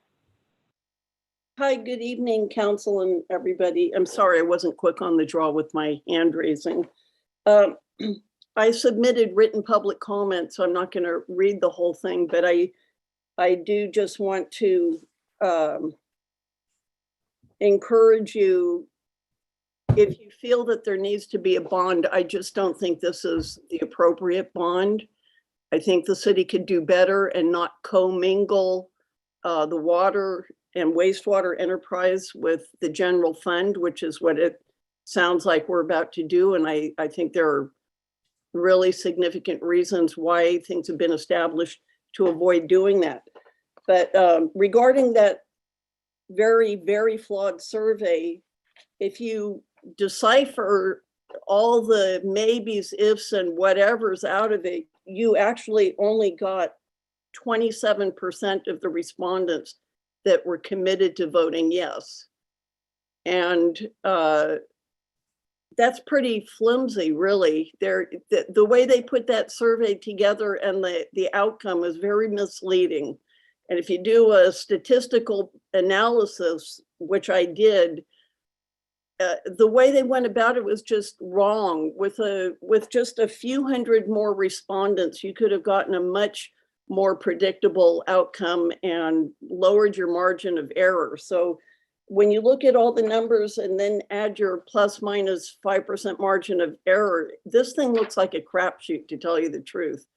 And I don't know why you would push this through right now without getting more public input and seeing if you can rework something that's going to have a much better chance of passing. Because if this does pass, I think you're passing a flawed situation. But I do believe in democratic process. So if the majority actually voted this in, then that's the way that goes. But if it doesn't pass, you are going to have such a backlash, and it's going to cause a lot of potential problems trying to go forward with something else. So I just guess I'm not sure why this has to be on the June ballot. You could get something together for November and get more input from the public about what they would feel more comfortable supporting. For example, a more single focused thing that just does the drain storm. Replace that for starters, for whatever it is, 10 million bucks, and something that is directly to the city. It doesn't have anything to do with water ratepayers. So I don't want to rant and rave, but I just feel that you're making a mistake if you push this through and put it up for a vote in June. It might pass. If it does, you're going to put into concrete a lot of resentment that is floating around town amongst people who never even saw the survey and is like, what survey? And then the ones who did, most of them are saying, what the heck was that? You know, so those are my comments. Mr. Prestwich, I wish you the very best. I hope your new position and surroundings bring you a lot of gratification and happiness. Thank you. Good night. Thank you for the comments. Are there additional public comments? Seeing none, we'll bring it back to the council. Are there thoughts here on the council in terms of how we might move forward? Do we need a little more time to consider what we're doing and come back? I'm seeing Councilmember Hardy. Thank you. Well, I'm going to offer some thoughts I hope will help frame the discussion with the rest of the council. I've read all the comments we've received, and I have and will continue to give this a lot of thought. I also spent some time with Dr. Metz this week, prepared some questions and met with her to really help me think this through. Yeah, the reality is, you know, in terms of the difference between a bond measure that is paid out of property tax versus a revenue bond that's paid by the ratepayers, I'd see no way to make an apples to apples comparison. The structure of property tax is so different that I find it impossible to reduce in any real clear way to something that just compares effects inside the city versus outside the city.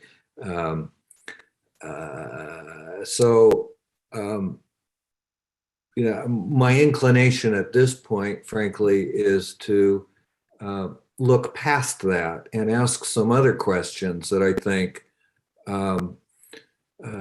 address a lot of the concerns we have, or concerns I have, others in the council may have, and concerns from the public. With respect to the subject of fairness,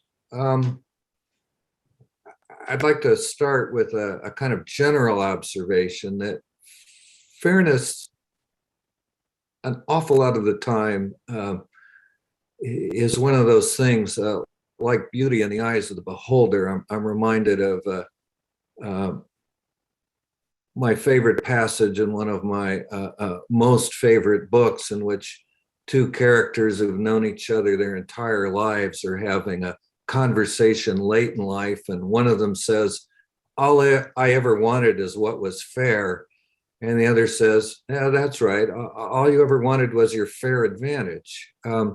There's no single way to define or understand fairness, and it will mean different things to different people depending on how they're affected. But what gives me some sense of comfort in terms of a bond measure is it requires a supermajority approval. So the question as to whether or not that bond measure is fair to the taxpayers is, answered by a vote of the people, and not really by the council. Our only decision is whether or not to put it on the ballot. And I certainly agree that we should have good reason before we do that. But it's not as though we as a council were deciding, oh, we're going to put general fund money into the water enterprise or the sewer fund without going to the people. That's not how this works. It doesn't happen without supermajority approval at the ballot. And I did take the time to work with Dr. Mitz to understand total cost, a general bond versus revenue bond. There are differences in rates. General obligation bond, we get the benefit of a lower rate. But when you look at that, as sort of total cost, principal plus interest, percentage-wise, the difference isn't that great. So no matter how you slice it, there is a real benefit to ratepayers who aren't property taxpayers if we go the general obligation bond route. So I think, it really helps me to think about this in terms of consequences. Why are we considering this and what are our choices? Well, the reason we're considering it is because the poll that was conducted, which was an opinion poll organized by the art of involved in polling to predict election results, which is not the same as a community survey, and which does not, generally speaking, look for large percentages of responses. That poll indicates that a bond measure that funds storm drains only is harder to pass than one that does include measures that do something substantive for our water security. I mean, that's why we're talking about this.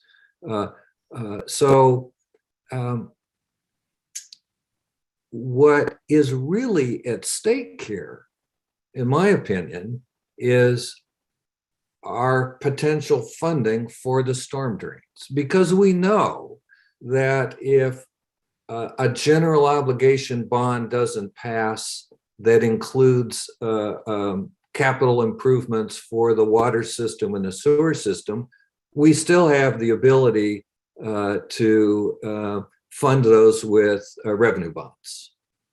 Okay, that's still a possibility. We haven't lost that. But the only way we're going to, but we will have lost at the same time. If a bond measure fails, no matter which way we structure it, if a bond measure with water and sewer fails, we're not getting funding for those storm drains. And if a bond measure without water and sewer capital improvements fails, we're not getting funding for the storm drains. So the real potential for adverse consequences for this city, for its residents, and for its taxpayers is the potential loss at an election of an opportunity for funding for storm drains that need so much work we can't realistically fund them in a timely manner out of the general fund. The question of which is more likely to pass. The best information we have is from the poll. No polling is perfect. And as we've seen in election after election, sometimes rather dramatically so. But, you know, it is the best available information to us at this moment. And the rhetorical question, I think, that we really have to address is, if we don't put a general obligation bond measure on the ballot that does pass, how are we going to address those storm drains? If we don't have an answer to that question, then I think then we need to put something on the ballot. And then the choice is really, which approach do we think is more likely to pass? Okay. That's coming at it from consequences. I want to circle back, and then I'll finish up here to the subject of equities. Water rates and sewer rates are, to my view, very much like a regressive tax, in that they have the greatest impact on our lowest income users, our lowest income water and sewer service users. And we've all acknowledged this multiple times, and as did Mr. Galbraith in his comments. Property tax is more complicated, but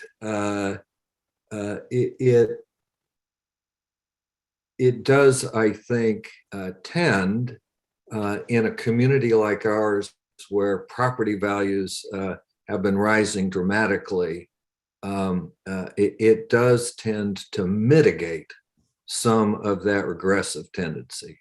It tends to protect, and this is what Prop 13 was passed, really, because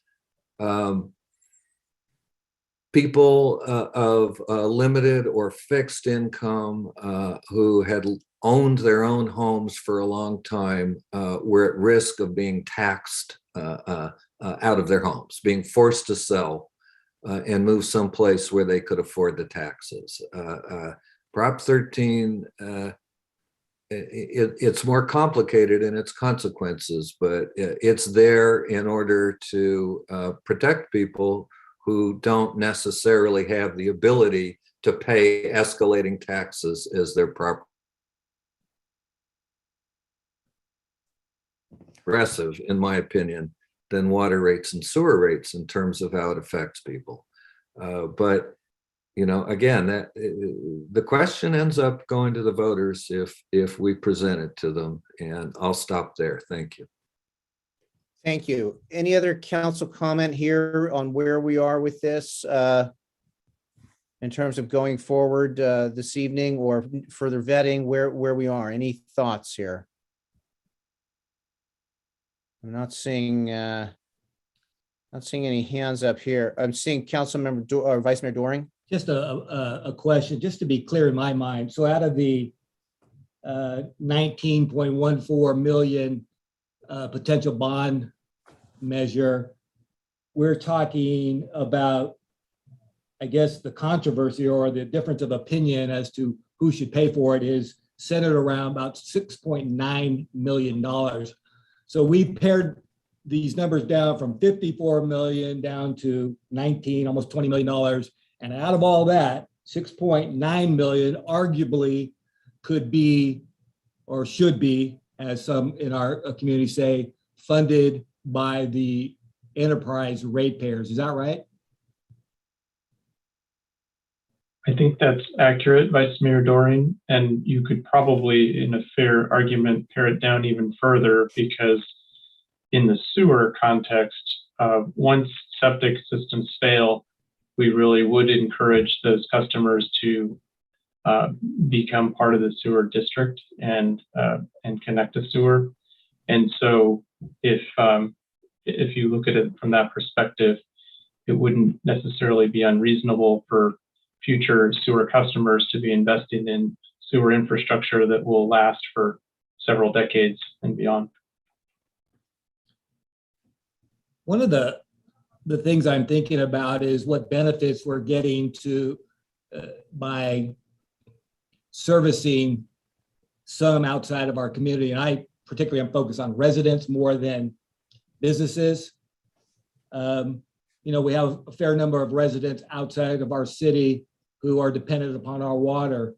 And if you look broadly, there is a benefit to make sure that those folks have housing, have running water. These are folks who work in our community. I'd be interested to see a survey there. So we're, in a way, we're providing, in a sense, we're funding, in my view, relatively affordable housing. Housing is extremely expensive, but we have folks out there who shop in our community and who work for our employers. There is a benefit there. And so if you want to be intellectually honest about it and say, there's times when you pick and choose how you use your general fund money. And one example, which I wholeheartedly agree with, is to help folks out who are struggling to pay their water and sewer rates. But there are also other times in life, especially under the extraordinary times we face under climate change and the test on our water security, that we have to adjust around that and not get stuck on purity. I think it's intellectually dishonest to say we can use general fund monies for some things, but not for others. I'll rest. Thank you. A comment that I'll make relates to water as the most fundamental part of who we are and what we do. We can look at finance and economy, but that sits upon water. Without water, there's no life. There's nothing to build upon. So water is the primary component. And if we think about our water system in our town, similar to, say, the vascular system of a body, if we are having a breakdown in our vascular system, to me, we must address it as quickly as possible.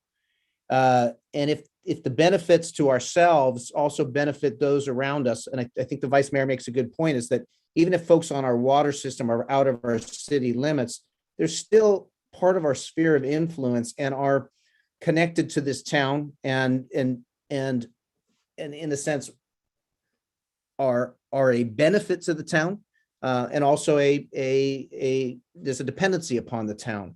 But what we're talking about here is our water system, which is the most critical thing we need to focus on. And we last year had a very rude wake-up call about not addressing water security, water assurity for many years. But the recognition that when we go dry, if we go dry, nobody can last very many days. It's beyond theory. It's the practical reality of a breakdown in water delivery. It can be devastating with no chance to recover, as if if you miss a paycheck, that's not a good thing, but somehow you can recover. If you don't get water for 2 weeks, you might not recover. So I think looking at this as this most critical system, and how we look at how we as a community work together to support this system is really at the root of this. And as we look at the differences in climate change, wildfire, what we're dealing with, it's different than it was 10 or 20 or 70 years ago, making adjustments. And as Councilmember Hardy pointed out, we're putting this to the people of our community to make the choice and make the vote. That's what we're talking about tonight. We're not making the choice, but we're shaping a choice to give it to our community to see if there's a value to them of protecting this water system, protecting this vascular system of the city that, like many cities, has seen breakdown over the years. But this, to me, is an opportunity to step forward, be proactive, and make an investment that to me, the amount I think was quoted was $14.82 per $100,000. That this investment from our community for the overall benefit of the community will benefit the property values, the health and safety of those in St. Helena. And yes, there's a benefit perhaps to those outside the city. But as Vice Mayor Doring says, there's also a give back from them to the city. They're part of the sphere of influence. So with that, I'll look again to see if there's any other council comment and see where we are. If this is something we want to try to move forward tonight, or we want to try to keep shaping. I look and see Councilmember Hall. Thank you. I just wanted to add my 2 cents to what we've already heard tonight. There's no silver bullet here in any way we look at this. Clearly, the community is sensitive to water security, and for very, very good reason. On the flip side, to Lester's point, we're not likely to be able to fund very, very necessary improvements in our storm drains without connecting some degree of water to that argument. We just went through the Oak Avenue problems with our storm drains. All hands on deck, 400 grand, 500 grand, whatever it is, to help get those storm drains done. And that was right off of the general fund, which we certainly could not afford to do today. So that's not a system that's just holding up very well either. We are literally being deluged with crisis in our storm drains, our water, and our wastewater system. So I think what the council is trying to do is put together, it's very much a Rubik's Cube. How do we get certain components approved and funded? It may not be a purist view. It may not be completely clean, but I think it's directionally accurate. And we've been fighting fires. I think this is the direction we need to go in today. I don't know if there's any value in delaying. Certainly, if we wanted to look at doing this in November, I don't think that we would have a rate study done. Either we try to get something done here right now for June, or we're talking perhaps next June at the earliest, or perhaps even after that. So I don't think our systems are going to be able to hold up that long, and we just don't have any other avenues available to us. We worked through a list of projects. We tried to keep those things as clean as we could in terms of in city limits versus outside. We've tried to minimize what would hit what's water and wastewater project funding. It's actually a fairly minor component of this. And we've tried to do that in a way that at least is thoughtful. Again, it's not pure, it's not completely clean, but given what options we have, I think at least it's a good compromise right now. Lester made some great points about let's put it to the voters. We've got a package that I think is probably as good as we could do right now today. Let's put it to the voters. It's a super majority to get it done. If they don't want it, if they don't get it done, we go back to the drawing boards this summer and we figure out what are we going to do next. And then the choices become even clearer and perhaps even more daunting. So we'll see how it goes. But that's kind of how I piece it together here tonight. Thank you. Thank you for the comments. I'm seeing Councilmember Chateau. Thank you. I'll be quick. I'm just ready to move forward on this. I could echo some of the comments. They've already been made. It's not perfect, but I see it as the best choice that we have with the data in front of us. This is just one piece in the puzzle. We've heard the large numbers that we need to fund for our infrastructure projects. And I think we've done the hard work to get us to this point where not total, if this is the best that we can do, and I support us moving forward in this moment. Thank you. Thank you for the comments. So it's looking like there's support for moving forward this evening, not having to go back and work further. I'll look to, heard from a few council members sort of really indicating that. Any other comments here from the council in terms of thoughts on moving forward tonight rather than, looking for additional time to rework? Any input from Vice Mayor Yes. Doring or Councilmember Well, in terms of additional time, I'm maybe thinking we need additional time on the other issue that we're going to be looking at tonight in terms of financial policies and how we work with those. But in terms of this issue going forward, I'm comfortable with it going forward. So I know we're going to take those kind of in together. So Okay. I have some concerns about that. So that would be my reservation. But about this part, and I don't know what the council wants to do. Do we need, do those need to both? I'm looking to, I guess, city attorney or Manager Prestwich. Do those need to happen at this tonight or at the same time? Approving the financial policies, or I know we're not there yet, but it does affect my thinking on this issue.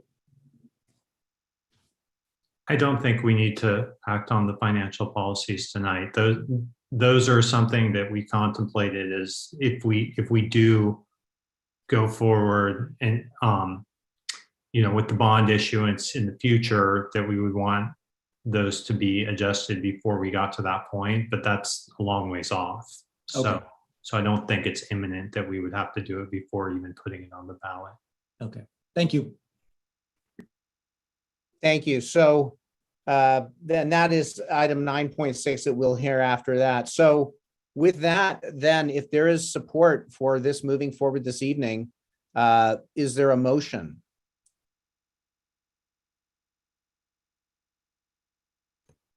I'll do it. I move that we adopt the resolution of necessity for the general obligation bond, and then introduce the ordinance ordering a submission of a proposition to incur bond indebtedness to the voters. I'll second.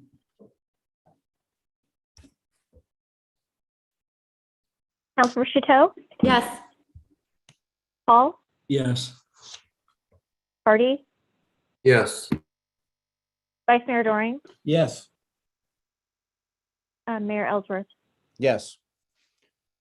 Thank you. Thank you, everybody, for the discussion on this. Takes a lot of focus and really appreciate all the comments. So with that, then we'll move now to our next item, which is 9.6 that came off the consent calendar. So we're looking at the consideration of proposed approval of a resolution 1 approving revision number 3 to City Council Policy P-F1-0016 financial policy related to a compliance with GASB Statement number 98, updating the name Comprehensive Annual Financial Report to Annual Comprehensive Financial Report. B, update language relating to financing capital improvement projects. And 2, repealing and rescinding any previous policies or administrative memoranda which are inconsistent with City Council Policy P-F1-0016 Financial Policy Revision number 3. And I'll look to Dr. Mitz on this item. Great, thank you very much. There are 2 particular revisions in front of City Council tonight. The very first revision actually it's an administrative cleanup item. So the Government Accounting Standards Board, or GASB, they did issue a new statement, in statement number 98, and it is changing the name of the Comprehensive Annual Financial Report to the Annual Comprehensive Financial Report. So what we've been doing is both myself and Assistant Director Kellogg have been working to update just all of our language in our internal documents. And as this policy came in front of City Council tonight, it was a perfect opportunity to actually update it, the language here as well. And then the second item for City Council consideration did have to do with updating the language related to financing capital improvement projects. And this was discussed at the special City Council workshop meeting on January 31st.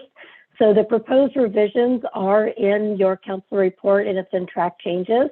And I did run these revisions by and worked with our city attorney, as well as looking at some of the public comment that was received. I just got some more clarification on if the language that's in there right now is acceptable.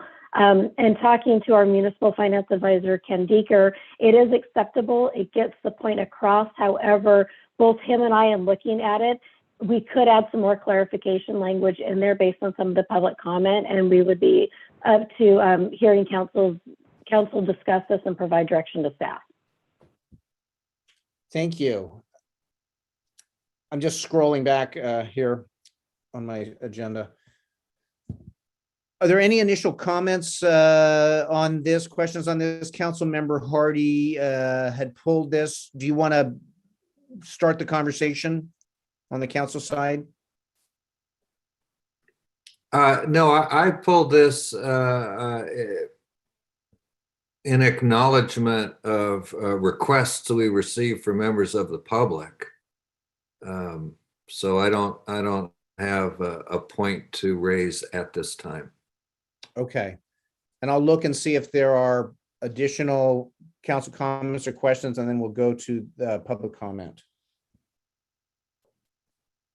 I'm seeing Vice Mayor Doring. Well, just briefly, I think that Mr. Smithers has raised a good point in terms of some of the language. It's just a slight change of language. You know, we need to probably use words like servicing the debt incurred to finance something. It's just a slight way. And I think we can work on those issues offline. I don't think that's a big deal. I am concerned about the use of general fund monies, that additional language.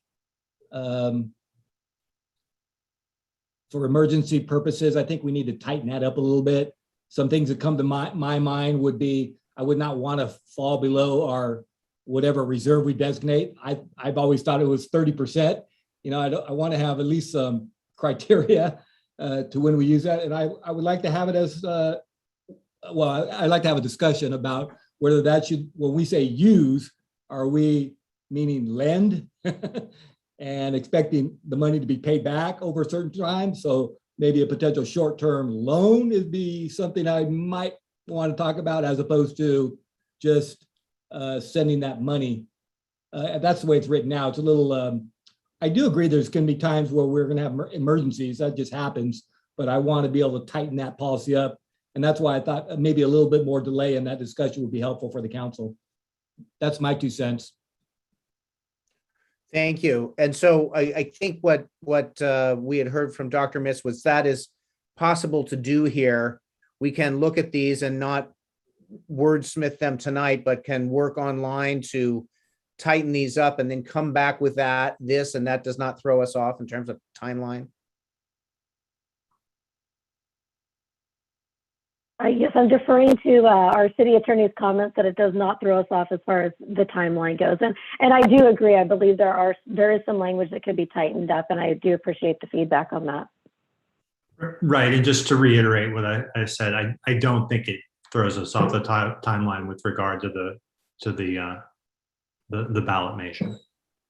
And I apologize. I'm not intending to criticize anyone about the language. It's not my intent. I'm maybe hyper-focused on the language and forgetting, you know, it's a draft that we're working on together. So no criticism intended. I don't believe it's misleading or manipulative or other language like that. I think it's words that we just need to fine tune so we all know what we're agreeing to.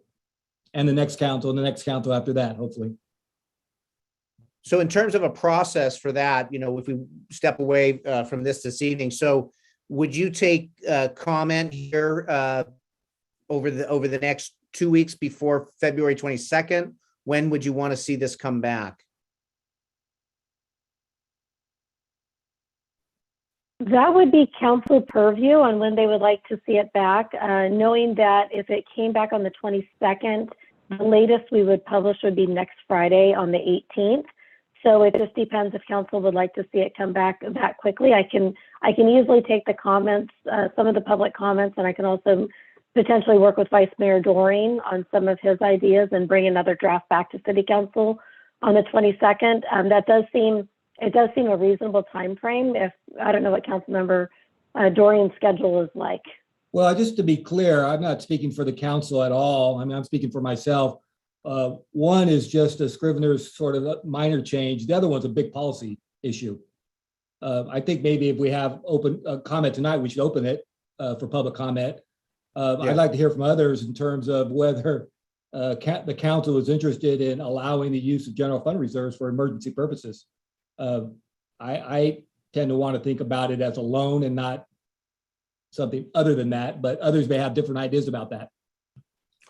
I think you're making an excellent point. That's a significant policy discussion. So let's look to, and if there are no other council comments at this moment, we'll look to the public for public comment, and I'll look to our city clerk. Ellen, I'm going to allow you to unmute yourself. You can address the council. Look, let me be very specific. I have no problem whatsoever allowing the use of general fund monies for emergency purposes to the enterprises, as long as it's in the form of a loan, and through the 218 process, the general fund gets repaid. What I object to and vigorously is any change in the policy. I did my best back in 2017, 2018 to insert language into the policies to make it very clear that in general fund monies should not be used to support operating and capital improvements in the enterprises. And so what I see in terms of the general change in language is a big retreat from sound financial practices. And I would strongly urge the city council not to retreat from what I believe is generally accepted best practice among California communities and indeed nationwide communities. That's my point. Thank you. Thank you for the public comment. Is there additional public comment?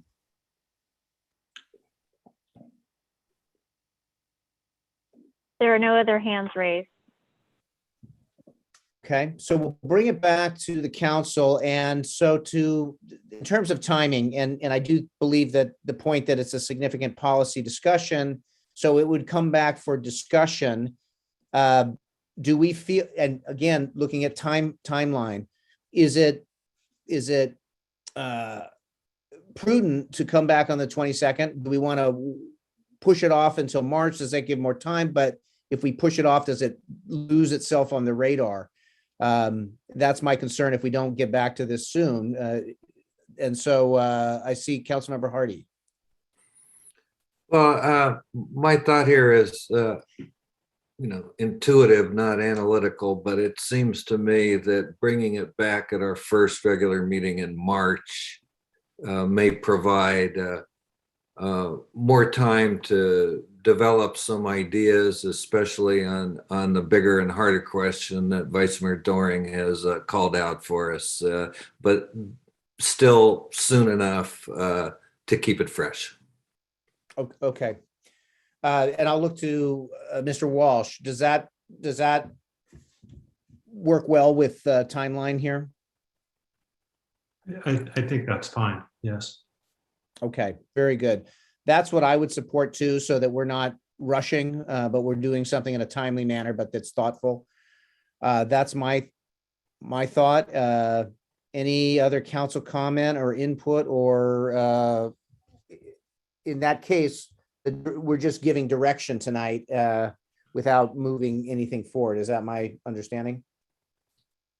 And it would be interesting for me to, during that interim period, to maybe assess what are the best practices out in the world, and to see what other communities are doing in terms of using general fund reserves for these emergency circumstances versus lending money to the enterprises, and maybe some policies around, tightening that up to making sure that we still have an adequate reserve.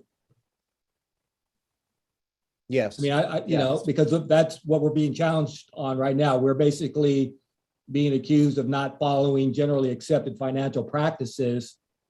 And I don't know if that's true or false. I think I understand the concept of the enterprise funds existing on their own merit and not being subsidized by others. But I'm just wondering what other communities do and what sort of the general flavor is in terms of that as a financial practice. Well, thank you for the willingness to look into that. And I think that gives us that first meeting in March, a timeframe that hopefully gives you some working room to take a look at that, and we can have the conversation at that meeting. So that gives some direction, and I think we can, unless there's further comment on this, we can move from that item to our final item this evening. And this is where we're going to have item 12.3, our consideration and proposed approval of a resolution in appointing an interim city manager and approval of an employment agreement for an interim city manager. And I will pass this to Mark Prestwich to lead us forward here as we talk about this transition. Thank you, Mayor. And tonight, it's my privilege to introduce Jim McCann. Jim has been promoted from our attendee list to our panelist list. And so here's Jim. And Jim is a retired city manager, most recently with the city of Mill Valley and previously the city of Calistoga. He knows Napa Valley very well. He served as a city manager for over 20 years, which means he has a lot of experience in this role. And so he's local in Napa Valley. And upon my announcement, the council directed me to begin working with our recruiter, who's going to be working on the replacement recruitment for the city manager, to find some interim candidates for council consideration. So the council did interview a couple of candidates and have asked us to prepare an employment agreement with Mr. McCann. And that employment agreement is attached to the staff report tonight. And we're looking for your direction, and our recommendation is to adopt the resolution approving that contract. Thank you very much. And Mr. McCann, thank you and welcome. And pleased to see you on our meeting this evening and getting a sense of the tone and dynamics of our council, and really pleased to have you here. So in looking at what I have I'll look to our city attorney. I have a script that was provided that needs to be read in conjunction with this. Sure. So the only thing that needs to be noted is just when we hire someone to an executive level position, we have to orally report on the salary and benefits that they're receiving as part of the contract. It's a requirement under the Brown Act. So that's the report that you have there, is just to orally state that on the record. Okay, and I'm seeing just this brief paragraph here. Yeah, it should just be a sentence, I think. That says, and is now the appropriate time to read this? Yes, I think it's fine to read it now. And so this is the contract provides that the city will pay Mr. McCann on an hourly basis at the rate of $94.48 per hour, and his work will not exceed 40 hours per week without express authorization. Other than that, an hourly compensation, he will not receive other benefits, incentives, or compensation in lieu of benefits from the city under the terms of this contract. And that is the statement that I needed to read. Yes, and in terms of discussion, are there any city council comments or questions at this point?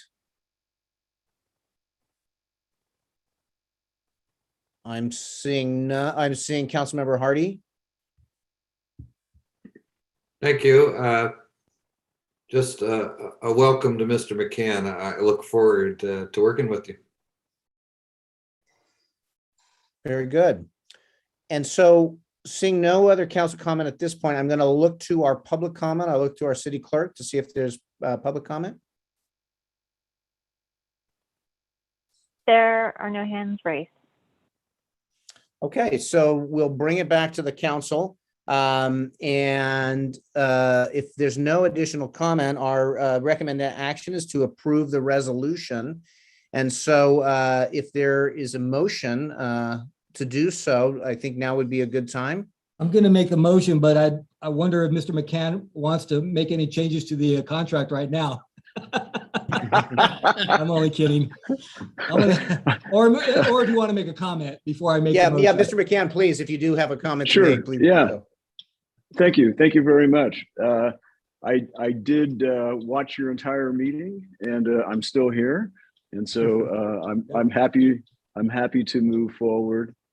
You all have quite a bit on your plate, but it's clear that you have the best intentions of the community at heart. You've worked so well just tonight through a very challenging and interesting agenda. I look forward to helping you. You all are in a great spot. You've got a wonderful city manager. He served you quite well, and I'm happy to step in for a few months and help move things forward. So I look forward to your action. Welcome. Thank you. Welcome. Thank you. Thank you. I will move approval of the recommended action to approve the resolution before us. I'll second.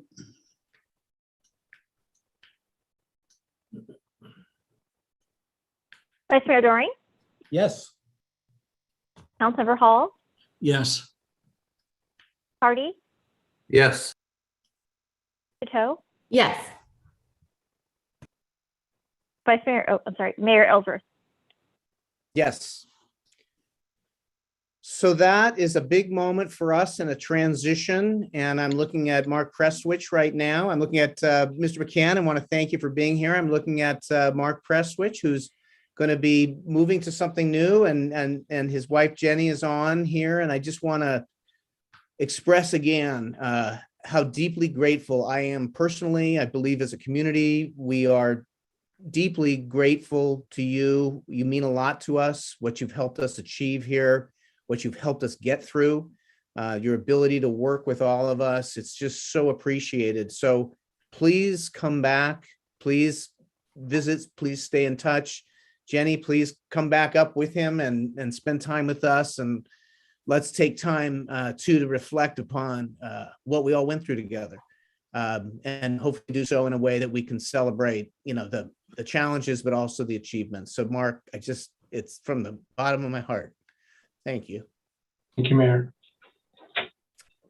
So if there's any other comment at this point, if not, we'll adjourn. And I just want to thank everybody for everything we've been through together. Just so meaningful to see this group and what we've done. And Jim, Mr. McCann, welcome.